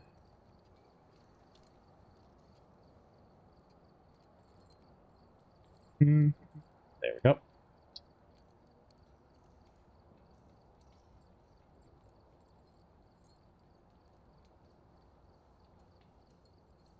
Having to hide from the monster much more and it tracking you. Yeah, exactly. Which is refreshing that they didn't just repeat that, to be clear. Like, it is very refreshing that they didn't just repeat that in A Machine for Pigs. But also at the same time, that constant stress, essentially, does provide an element that is missing and that was missing in A Machine for Pigs. Whereas I feel like for A Machine for Pigs, they went for a lot more for the shock factor for a lot of the material included. Like, hey, no, the meat is pigs. It's not pigs, it's humans. You know, that kind of a thing. Which can be shocking. But it doesn't, and it can be shocking and disconcerting, but isn't necessarily horror. Or at least, it can be, but it in and of itself, English is hard. It in and of itself is not something that makes a horror game. Usually that's used as like a byproduct or a side element of also this. But a lot of the whole impetus of the game was, hey, you've been slaughtering people like they're pigs. And you have a whole machine that streamlines this process and all of that kind of a thing. You're a horrible person. And it's like, yeah, I know.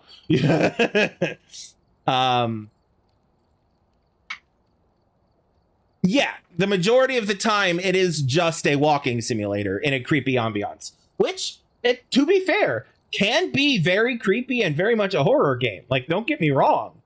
Made of Scare is another one that is phenomenal.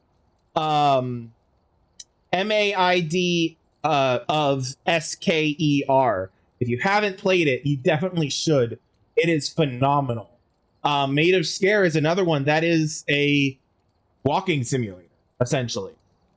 But it provided much more of a constant feeling of threat in it. It managed to find that balance very easily. Not easily, but very well, in my opinion. Yes. Cool and... Yes, exactly. Felt less creepy, except... Yeah, exactly. Yeah. I agree with that statement. I had to think about it for a second, but yeah, I agree with that statement. Have you ever played Phasmophobia before? Or are you familiar with it at all? For in general audience, because we're swapping games, we're swapping content warnings, so be aware of that. If these are things that affect you, be aware, basically. And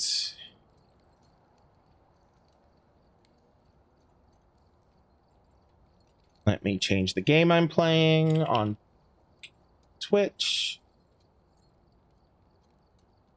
And tags. Where is it? Oh, did I not? I must not have. That's okay. All right. You've watched a ton of Phasmo? All right, awesome. Then you're familiar. I'm going to do it single player, which I haven't done much before. As you can tell by the fact that, you know, this is what it is. That's what I'm looking for. Keeps not saving that. Single player.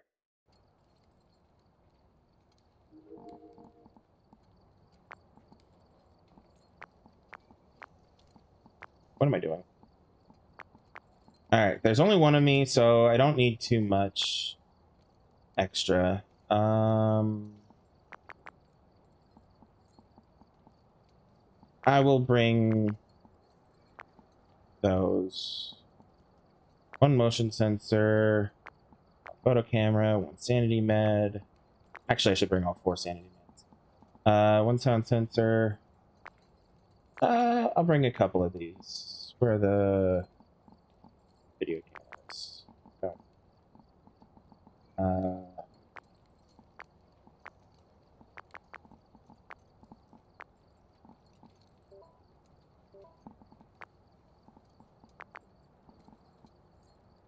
One sound recorder, fine. One parabolic mic, fine.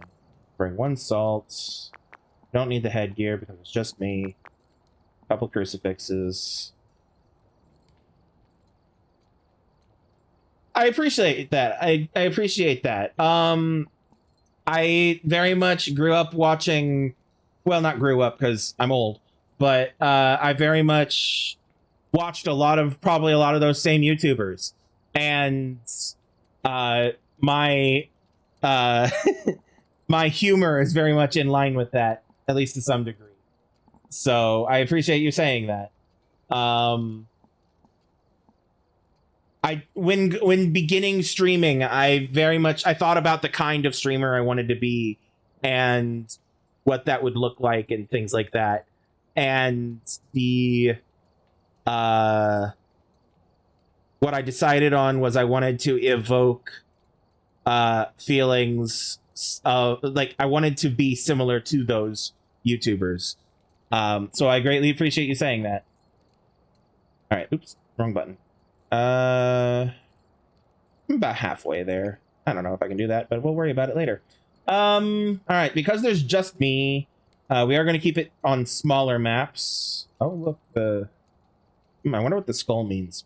I'm not going to worry about it. We'll start with Tanglewood. Why not? And... Oh, nah. There we go.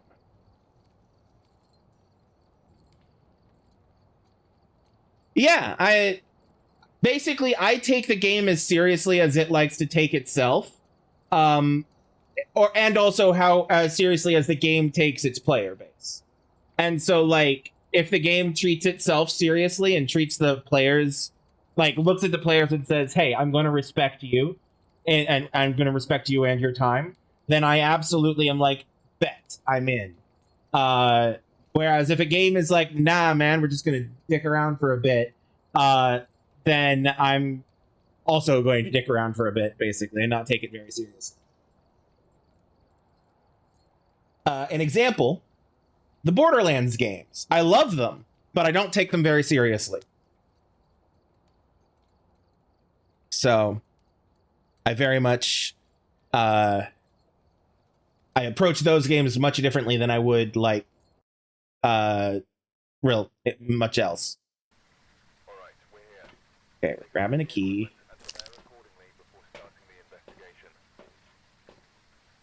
Whoever was here must have summoned the ghost with a cursed object. Investigate it, but be careful. We don't know what it's capable of. All right, let's start with the EMF. Flashlight would help. There it is. Me and my shitty level 1 gear. Helen Sweeney responds to everyone. There's only me, so that's fine. I'm not going to worry too much about like weekly tasks and stuff because my goal is to just figure out the ghost and survive. Let's see. Do I have? No. Oh, oops. Wrong button. That one's where I'm on. Yeah, I think I'm going to take this. All right. Let's go.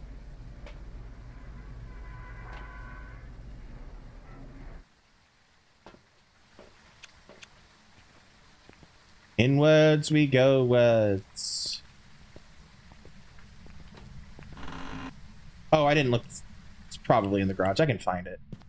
Could be in the basement, but it's probably the garage. Somebody redecorated. Since the last time I was here. I walked right past it. Alrighty. Not that one. Oh, look. A spine.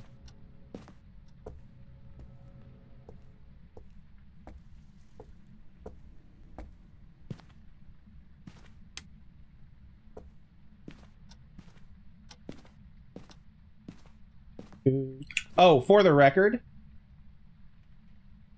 Where is it? I'm hot micing into the game. So the ghost can hear me at all times.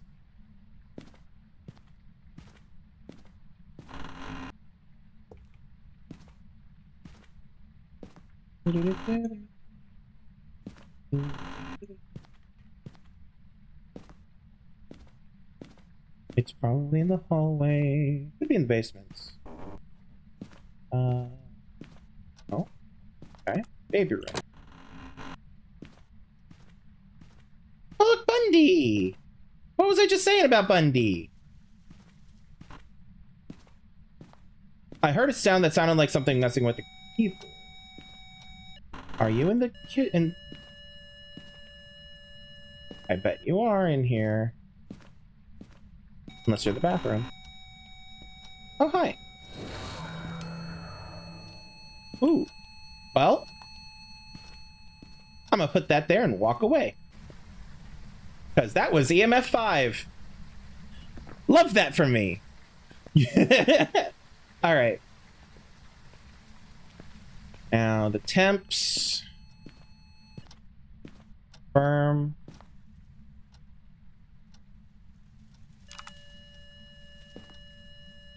Yeah.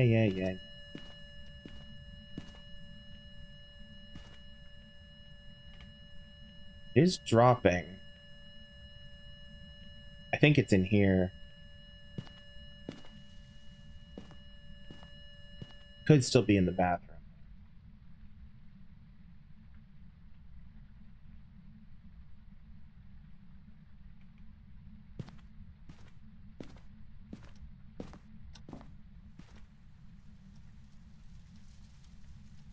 No, it's not the bathroom. it's definitely in here. EMF 5 for sure. Do we have freezing temps? Probably not. There's my breath.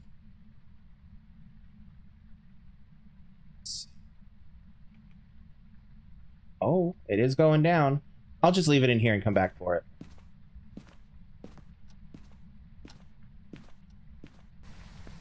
I like that it's right next to the door, but also at the same time,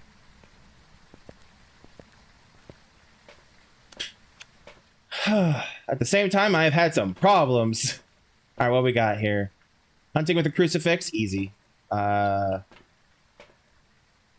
the area near the ghost using incense. Repel the ghost with incense. I'll mess with that later. Let's see here. We need brain. We need a brain. Camera. Wait, dots projector. Oh yeah, I don't have the actual projector.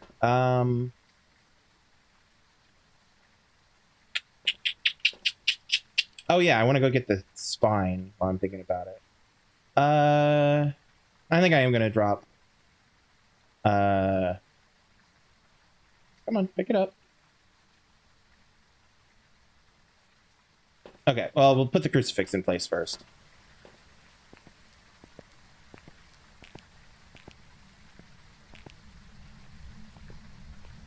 Be gone, demon.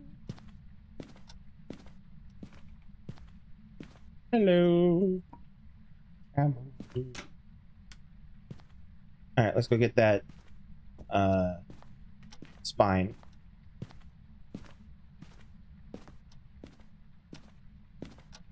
God, this thing takes up so much space. Right?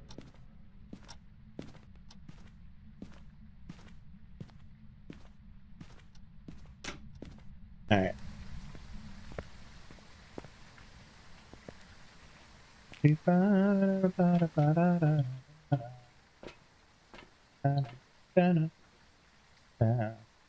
Ghost book. Camera.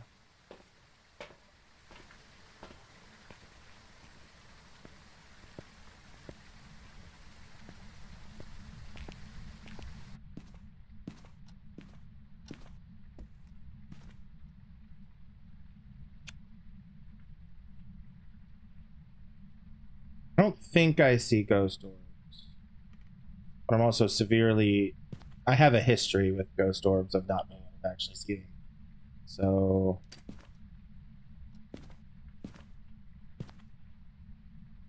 put those down. And go back for more.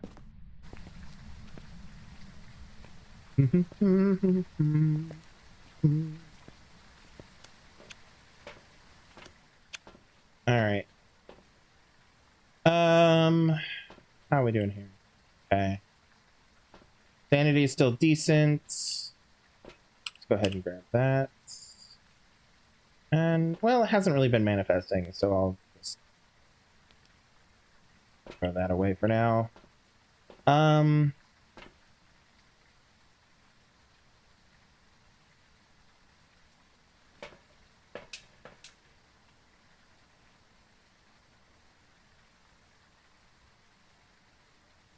Walk through salt.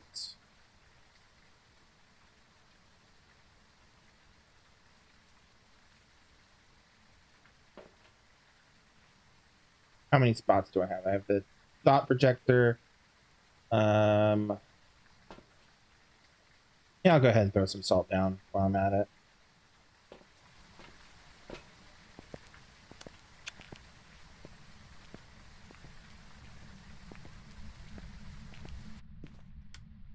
Oh, you bitch. Fine. Alright, Helen. Now, I'm gonna turn this back on. And I would like it to stay on, please.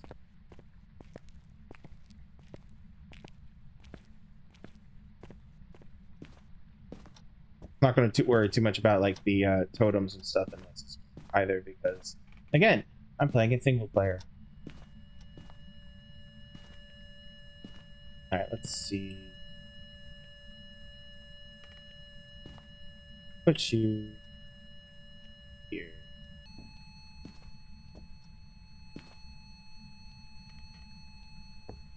And oh, salt, right.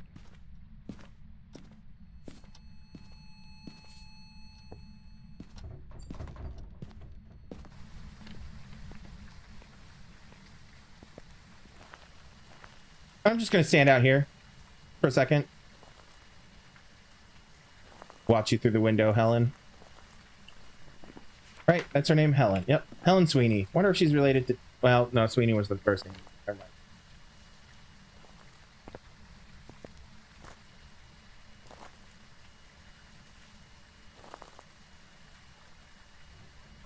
Okay, so we do have EMF 5, as I have confirmed a couple of times. No ghostwriting yet. I'll need to check the thermometer for freezing temps next time I go in, which will be shortly. Okay.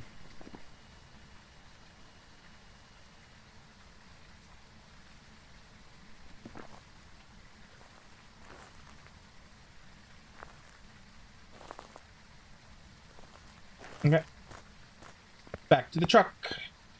How's my sanity? Still in the 70s. It's fine. Found some remains. Yep. Great.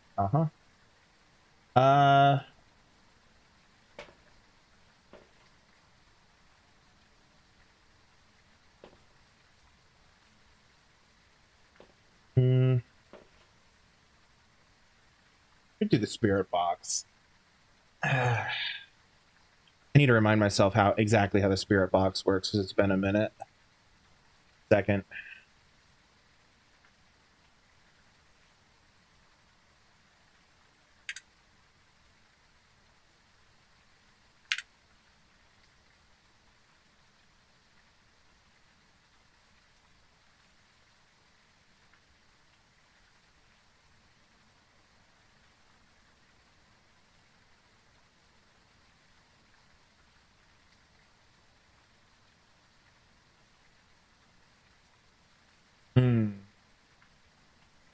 Okay.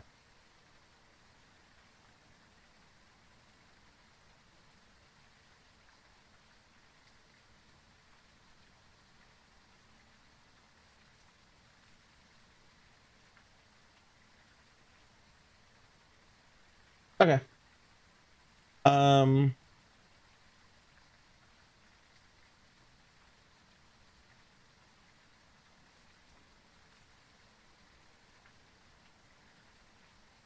All right, yeah, I'll take it and give it a shot. Let's take a look-see at things in here, though. There you go.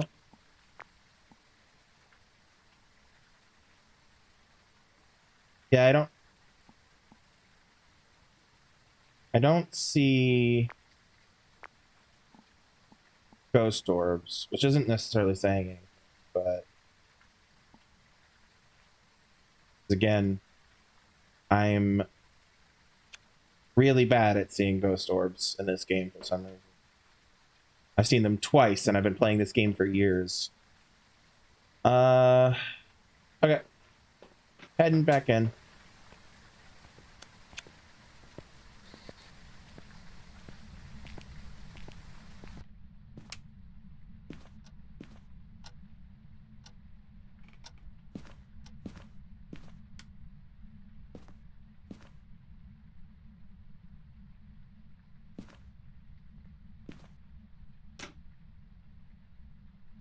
Hold on a second. Nope, holding steady above freezing. Okay.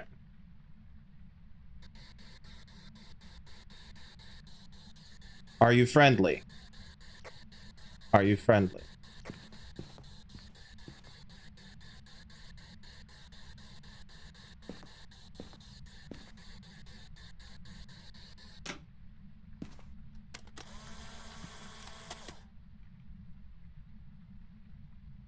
Okay. Oh, did that.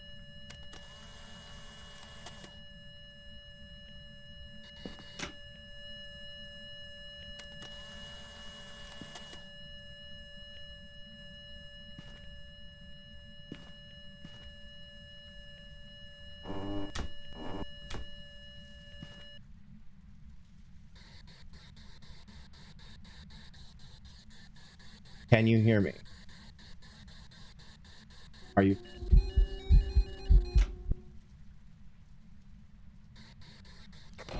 Oh, fuck me! Well, jump scare accomplished. Jesus Christ. Note to self, don't cram yourself in a corner where the ghost can spawn directly in front of you with no escape. That, honestly, with how much I've played this game, that's the best jump scare I've gotten in this game. Holy shit. It physically made me react. Oh, man.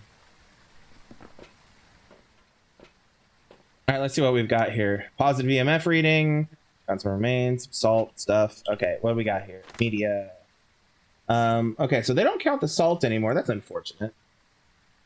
Oh,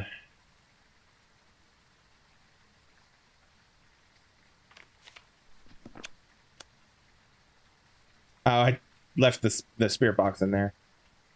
Well, it did manifest now. Oh wow, that was a high ass bump. You can see where my where it jump scared me. Jesus. Okay.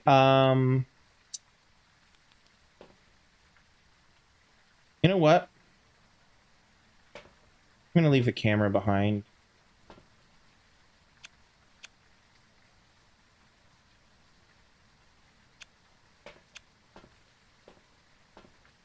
Get that. How's my sanity? Ooh, it's getting close. I'm gonna go ahead and drink some of that. Let it do its work. Jesus Christ.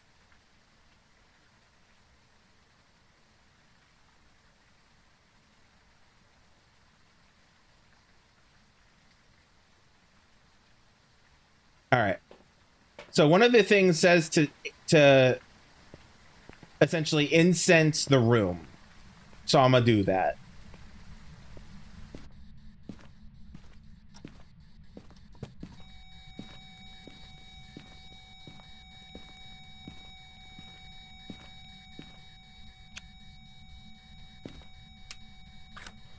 Oh, I didn't mean to do that this way.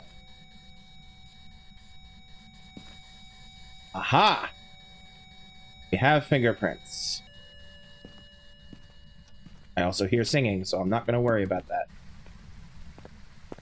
I wonder if that singing's on the spirit box. Which I left in there. And on, I think. So we have fingerprints. Where's the ultraviolet? There it is. Jin, Borio, Obake, or Myling. Remind me about the Myling. Quieter when hunting. More frequently make paranormal sounds. Requires ghostwriting. Let's go quickly check that. It should have ghostwritten by now, I would think. It does not appear to have. Yeah, I'm going to count that as no ghostwriting. Obake, Gorio, Jin. Obake is ghost orbs. When interacting with the environment, an Obake will rarely leave a trace. Okay, so that fingerprint did not have 6 fingers on it. And we've not had ghost orbs. Jin, Gorio. Jin will travel at a faster speed if its victim is far away. Turning off the location's power source will prevent the Jin from using its ability. Okay. Or... oh, wait. Also, hold on. Freezing temps, which we don't have. So I'm thinking it might be Gorio? Which is dots.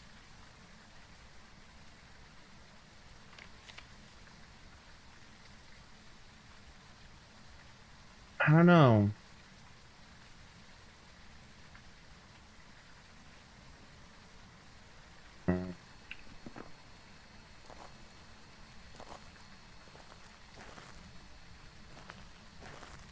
It definitely won't be Spirit Box no matter what. Because of these two. Oh,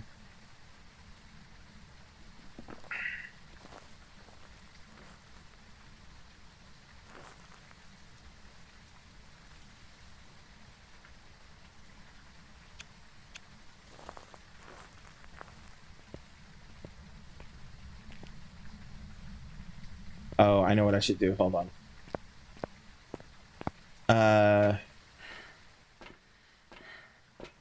I'm gonna drop that. Another one of these up. Did it count? It did count. Good. It has not tried to hunt yet, or at least if it has, no, it hasn't tried to hunt yet. Oh, partly because my sanity, the average sanity, has not gone below 50% yet, so that's fair. I don't need to worry about these things too much at the moment. I don't need to worry about the spirit box. What I need to worry about is ghost orbs.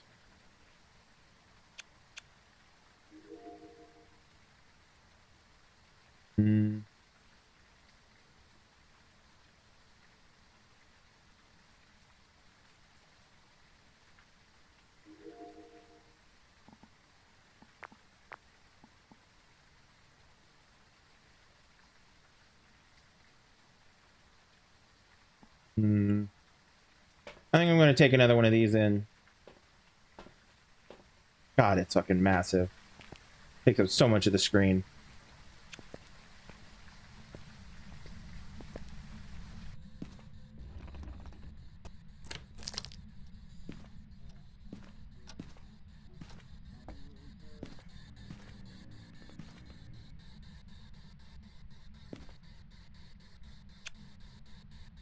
Oh, I remember what I was going to do. I was going to do that.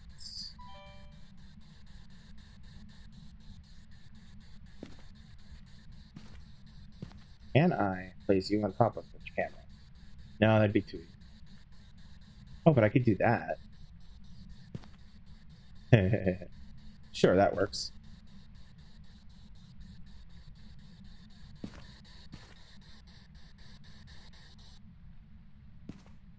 That was annoying.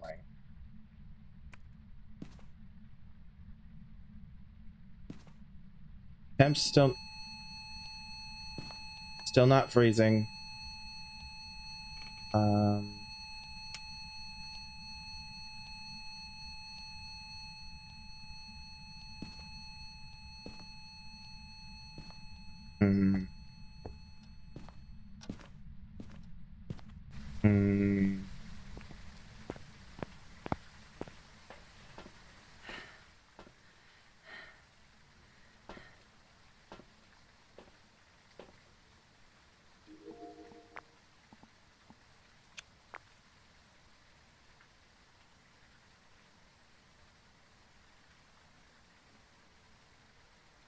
All right.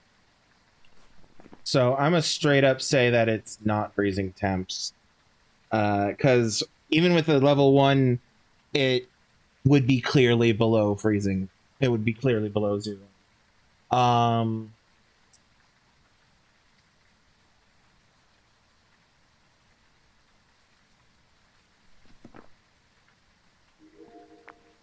Oh, dots. There it is. Caught that just in time. Definitely the Goryo. Yep. They're rarely seen far from their place of death. Yeah.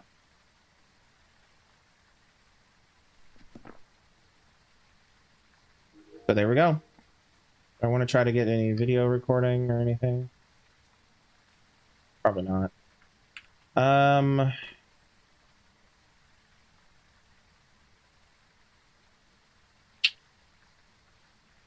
You know what? I'm good. I'm good with this. I have the evidence. I'm good. I'm not going to push my luck. Normally I would if I were not alone If I was not playing this single player, I would definitely be pushing my luck. Welcome back. I've prepared some jobs for you. So, but yeah, because I'm alone, I'm not going to be pushing my luck too much, especially because I need to grind up that money. And just getting in, finding the thing, and getting out would be the best way of grinding money. And accomplishing any easy stuff in the process.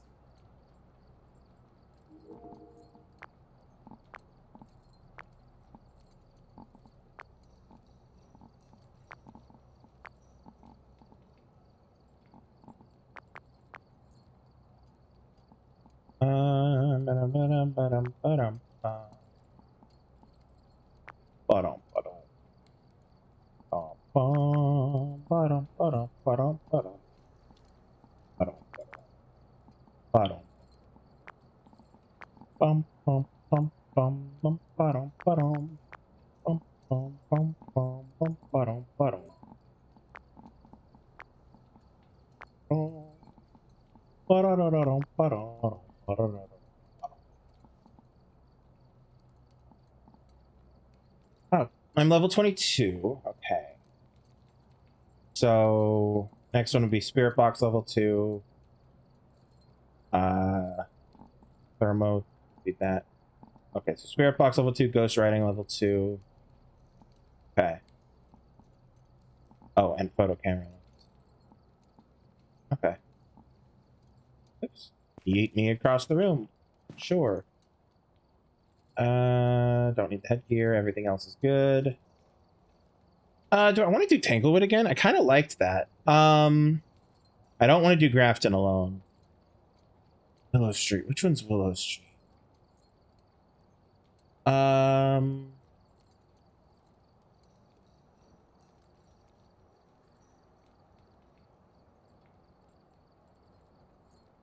Oh, I know which one Willow Street is. Yeah, I'm good with that. Yeah. Why not? I'm feeling good. This will probably be our last one, but you know. We've arrived. Ugh. Get the equipment and get set up before investigating. Jennifer Winter. Got the intel. Looks like this is going to be a tough one. We've had reports of violence, and it looks like they left in a hurry. 3 unique photos with a photo camera, ghost presence with a motion sensor, and photo of a ghost. I'ma try. No guarantees. I ain't gonna pressure myself for it. The motion sensor is probably the easiest. I'm gonna grab my thermo, my EMF, flashy and flash. Is that the 3? That's the 3. Alrighty. Of course it's in the basement. Of course. Of course.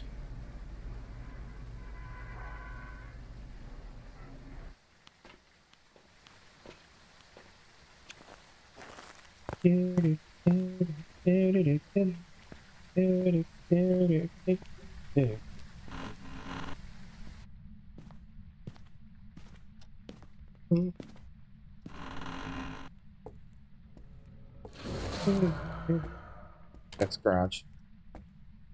There's the bone.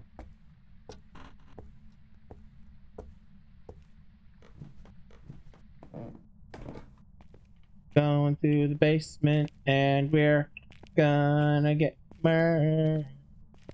Go to the basement and gonna get it not. Oh, there it is. Gonna get murdered.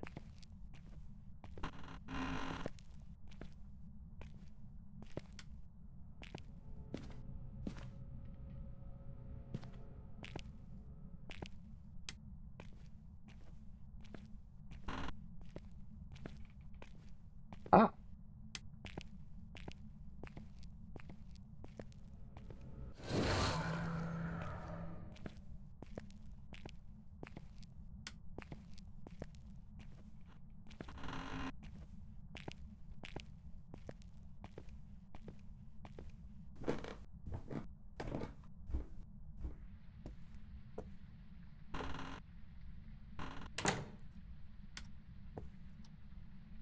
Light switch. There's light switch. There we go. Foot, right. We'll go over here first. Try these. Please? Maybe? There we go. Wendy!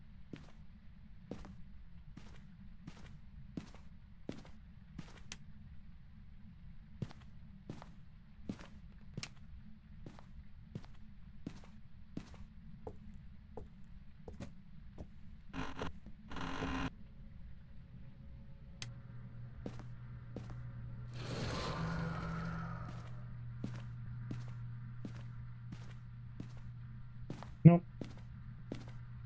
There's the shrine.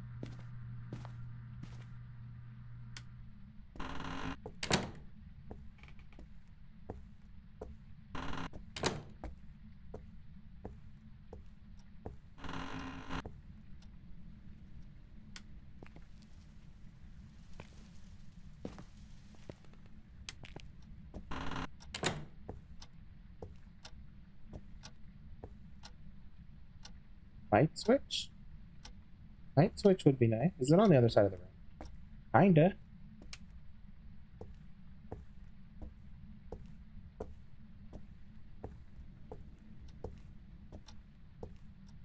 Oh, is it a garage?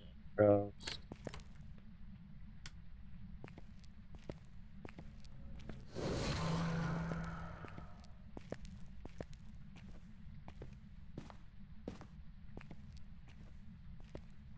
Oh, okay. First mirror. Great. Not gonna worry about it. Would rather not have the surefire hunts caused. I did hear some movement happen. At some point. I think I might have missed thing.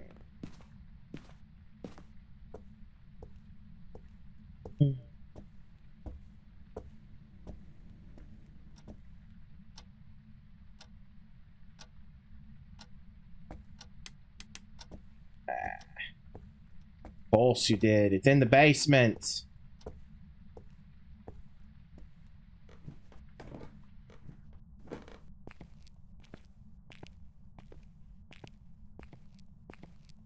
Aha, because I know I closed that door.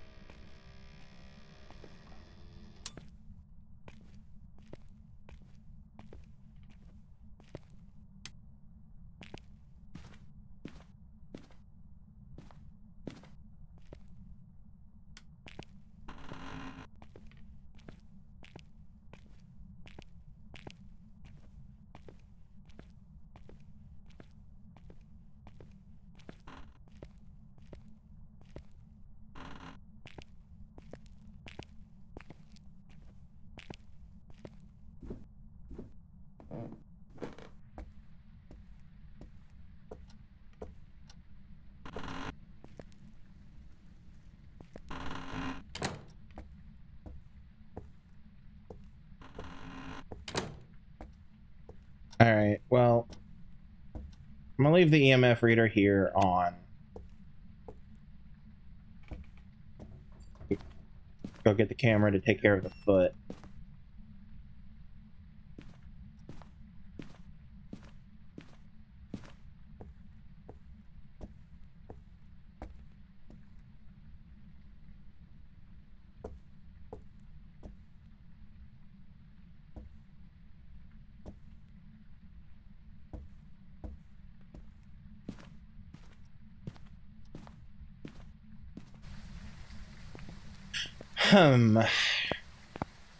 It decided not to be as easy as the other one.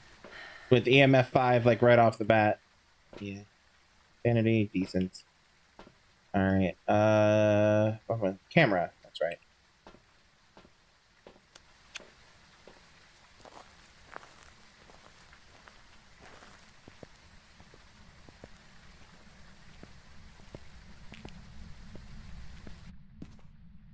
Well. Relative.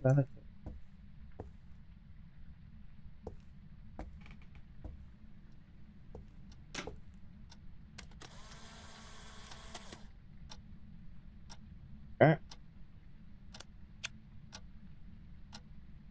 All right, we're gonna give it a shot with the thermometer this time. Oh.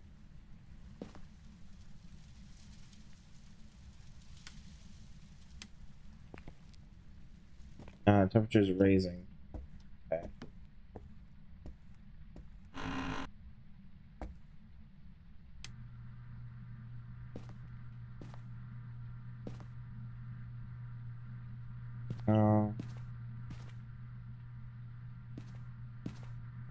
It's still raising though.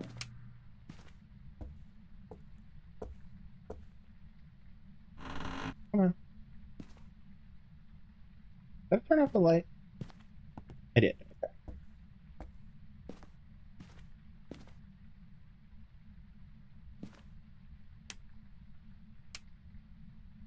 Well, it's dropping in here. I think I found the room. Because that just moved.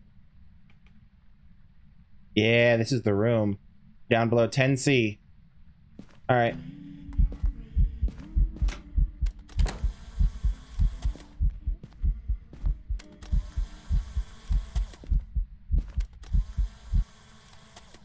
Well, we'll see if that counts. Alright, we're just going to turn that on. That on. And let me out of the room. Alright, so we found the room. That ghost very much reminded me of the fucking... God, I don't even remember what he was called.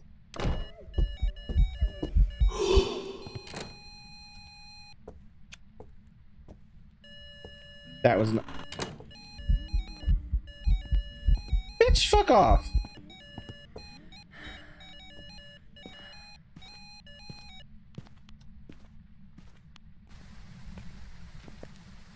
As I was trying to say, that ghost very much reminded me of its in design of the Shadow King, I think is what it's called, from Legion. Okay, I'm still above 50.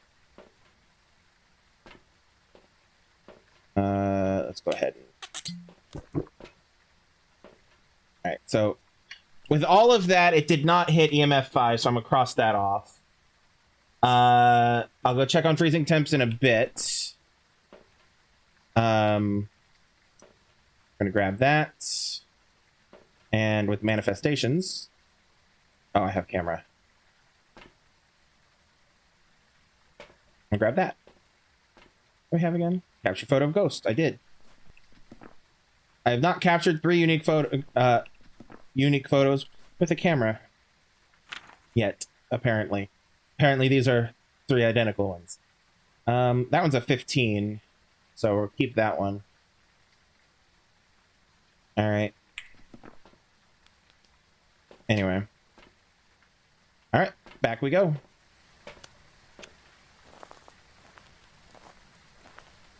Going to the bathroom and we're gonna get murdered. Did you really? Oh, I know what I'm missing. I'm missing a crucifix. I haven't put a crucifix down yet. Alright, so I'll put the UV away. Grab a crucifix. Crucifix first, please. Thank you. It's so hard to tell when the flashlight, when the level 1 flashlight is on. The friend I usually play this with has level 3 flashlights, and they're so good. They're so nice.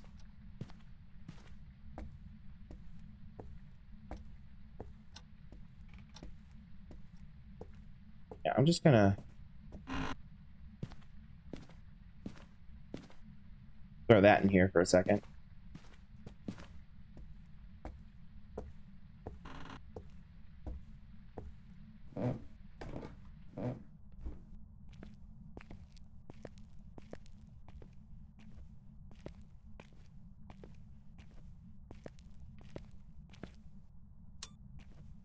Oh.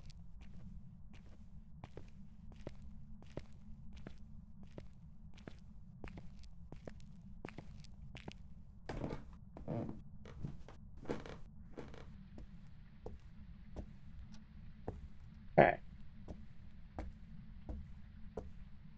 And then check this. Still not freezing. Hey, Bundy, keep an eye on that. Let's give you something to play with. Is that everything? Yeah, that's everything I got for now. Nah. Nah.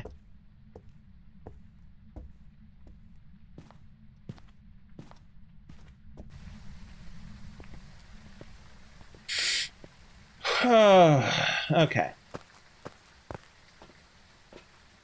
I know I need to put a camera in there. Next. Thoughts projector.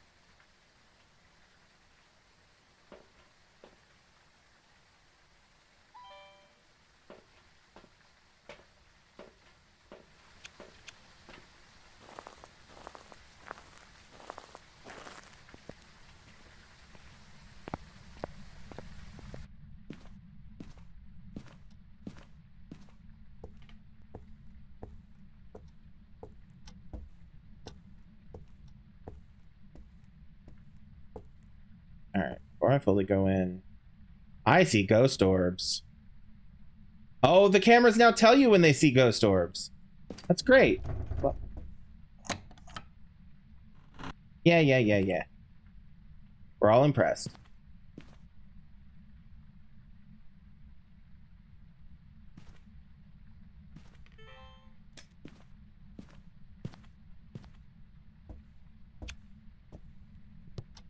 Alright. So once I get outside, I'll mark the ghost orbs. Alright. Evidence. Ghost orbs.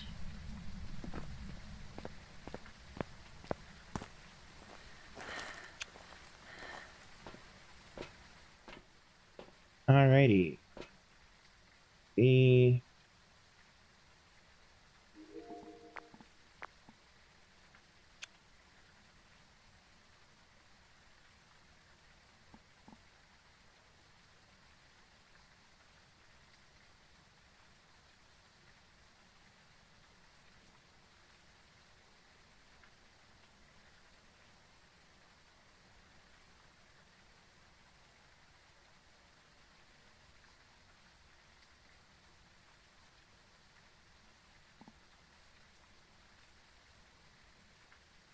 It's kind of weird.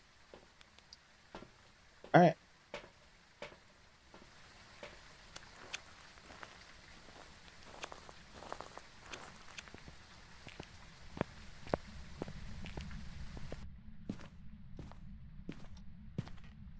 Alrighty.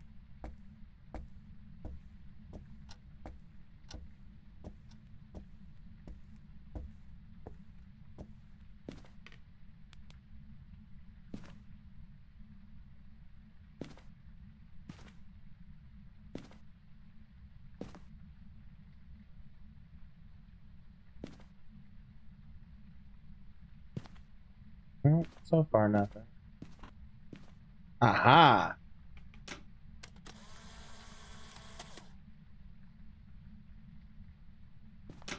Alright.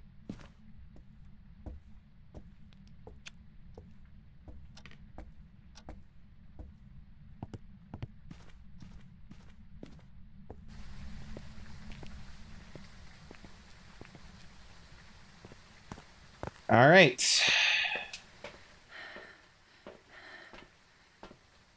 That's 3 unique photos.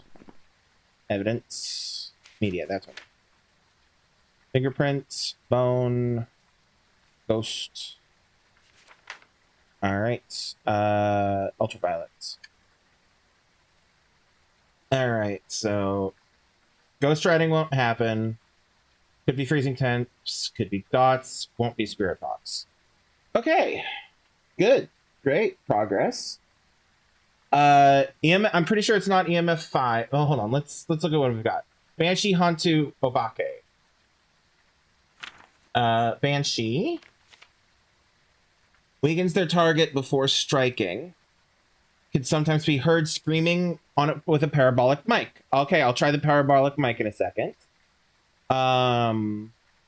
Actually, I can try it now. Oh, motion sensor. I forgot about the motion sensor. So let me go put the motion sensor in.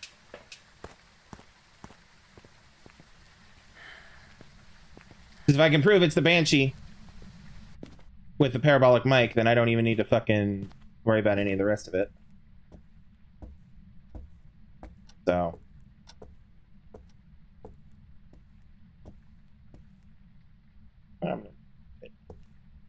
There.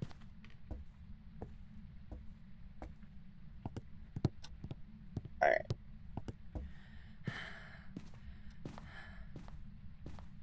Video on time. It's almost 10. So normally I wrap up at 10. I do have to run to the bathroom first, though, because of the water. So I'm gonna go do that. We'll be back in a bit, and we'll finish the ghosts, and then call it a night. Deal? Deal. All right, don't go.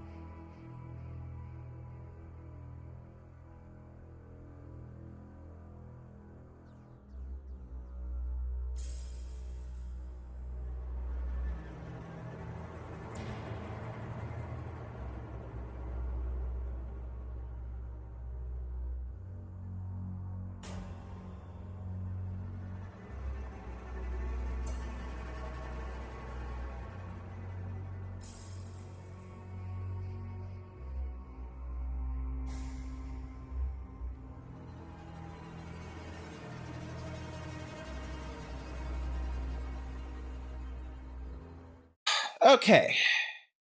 Yes, my heart rate is back. It's because I sprinted to the bathroom and back. All right, I've gotten the motion sensor thing. I've gotten the camera thing, so I'm not going to worry about that for the rest of it. How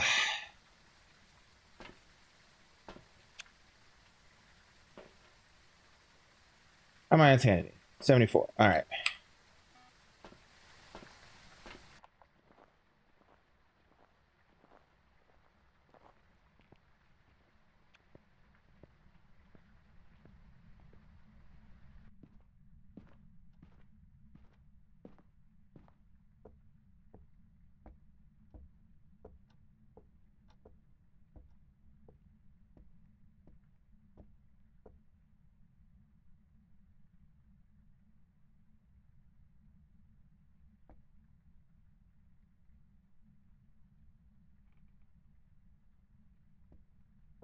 All right.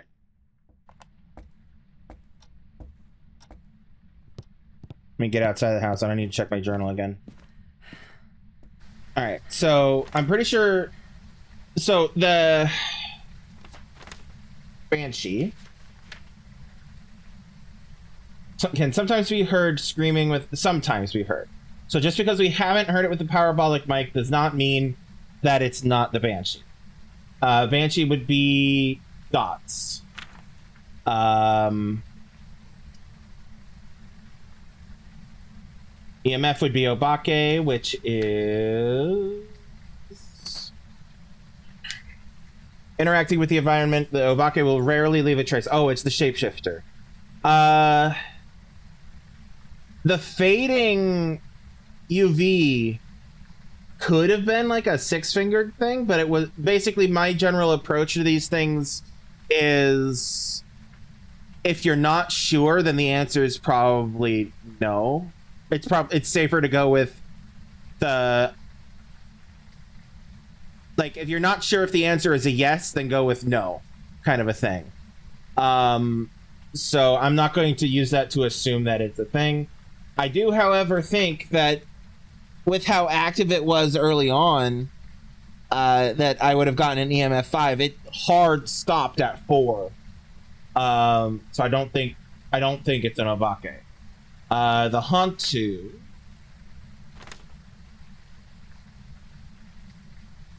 is freezing temps. Move slower in warmer areas. Lower temperatures allow the Hantu to move faster. Okay. Well, let me drop off the parabolic mic.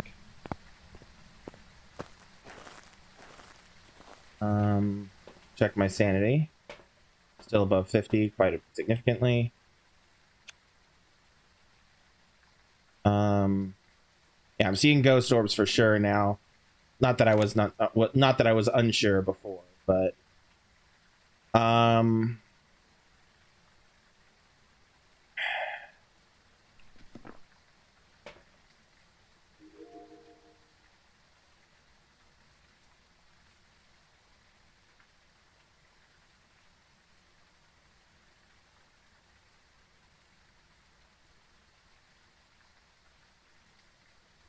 so I figured out what these are right here that look weird on the camera. They're candles.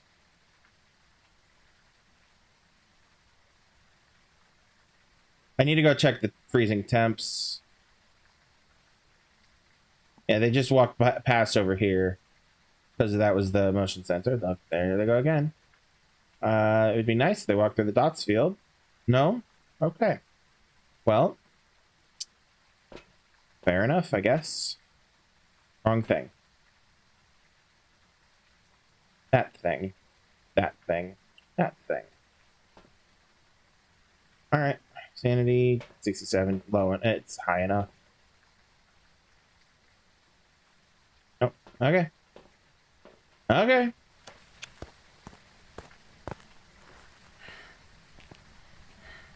Might as well get the salt walk things.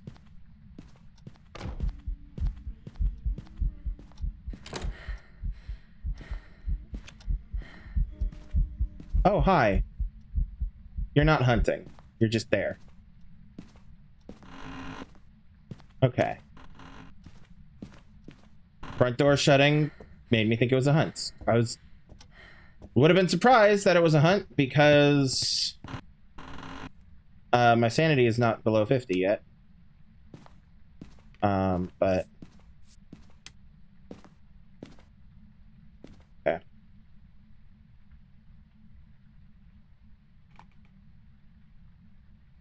Yeah, I feel like I'd have had freezing temps by now.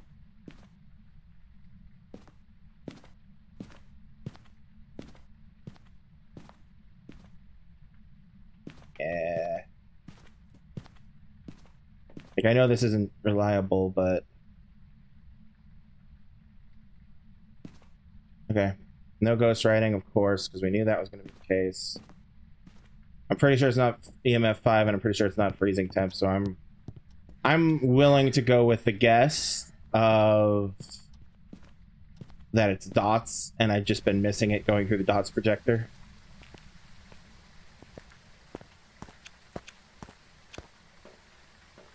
So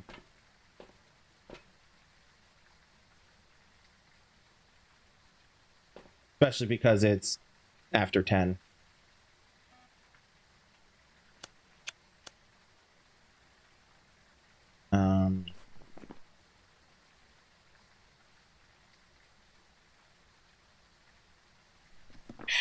Could take this back in and see what happens.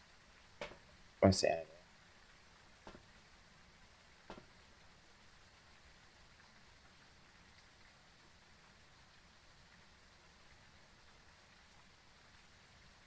Yeah, okay, fine.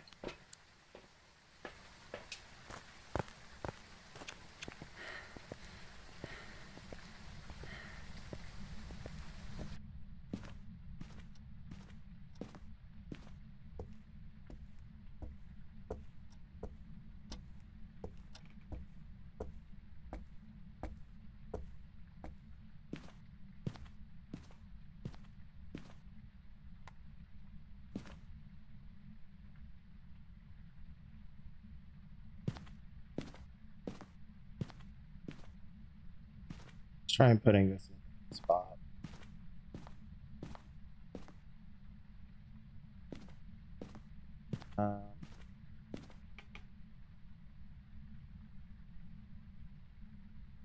There.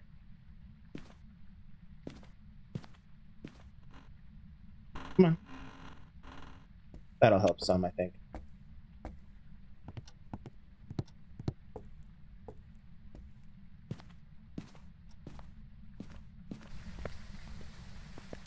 Okay. Because it's a bit more in line with the actual camera itself.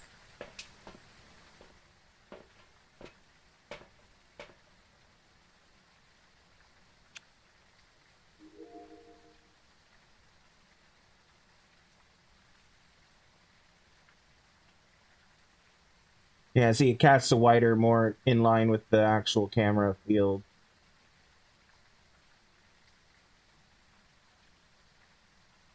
Oh, ghost orbs. Whee.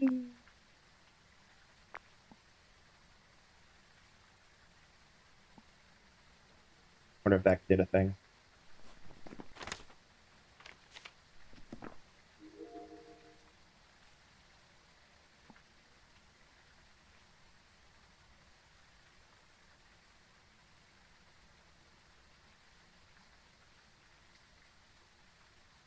Aha! Dot's ghost. Bingo. My instinct was right. That it's not the EMF 5 or the freezing temps. Hell yeah. Back off, ghost. All right. Hell yeah. 2 for 2 in an hour. Hell yeah. Welcome back. There's some jobs ready for you. All right.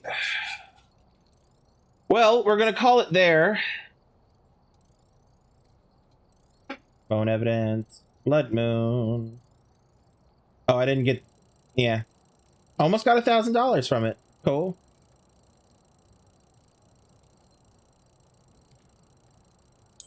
And a level up. Hell yeah. All right. How much money do I have? Not much. All right. I need to play this game more. Maybe that's what I'll do the rest of the month.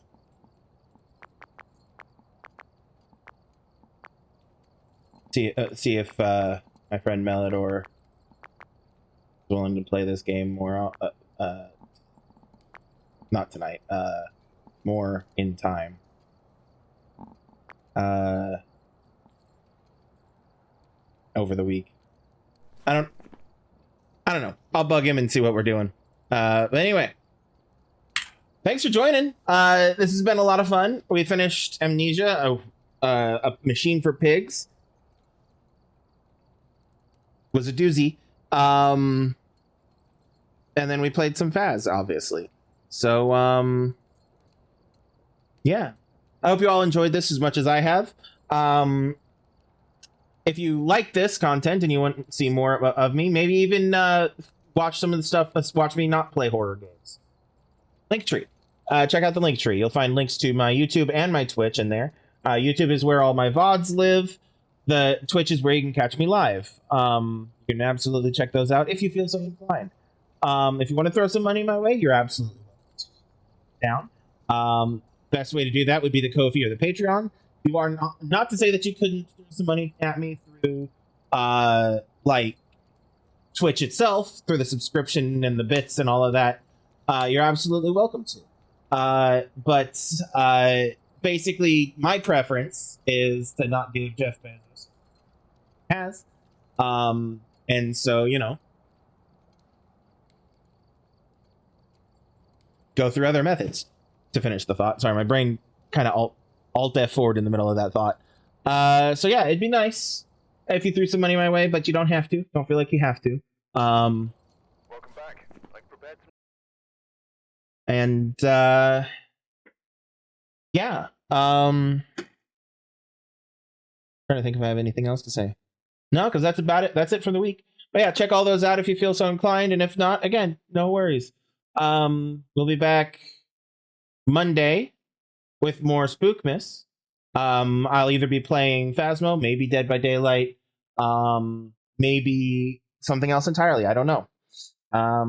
We'll see. We'll play it by ear. And so until then, remember to have everything be kind, be safe, love yourselves, and love everyone around you. And I'll see you all next time. Have a good weekend, you all. Peace out. Maybe.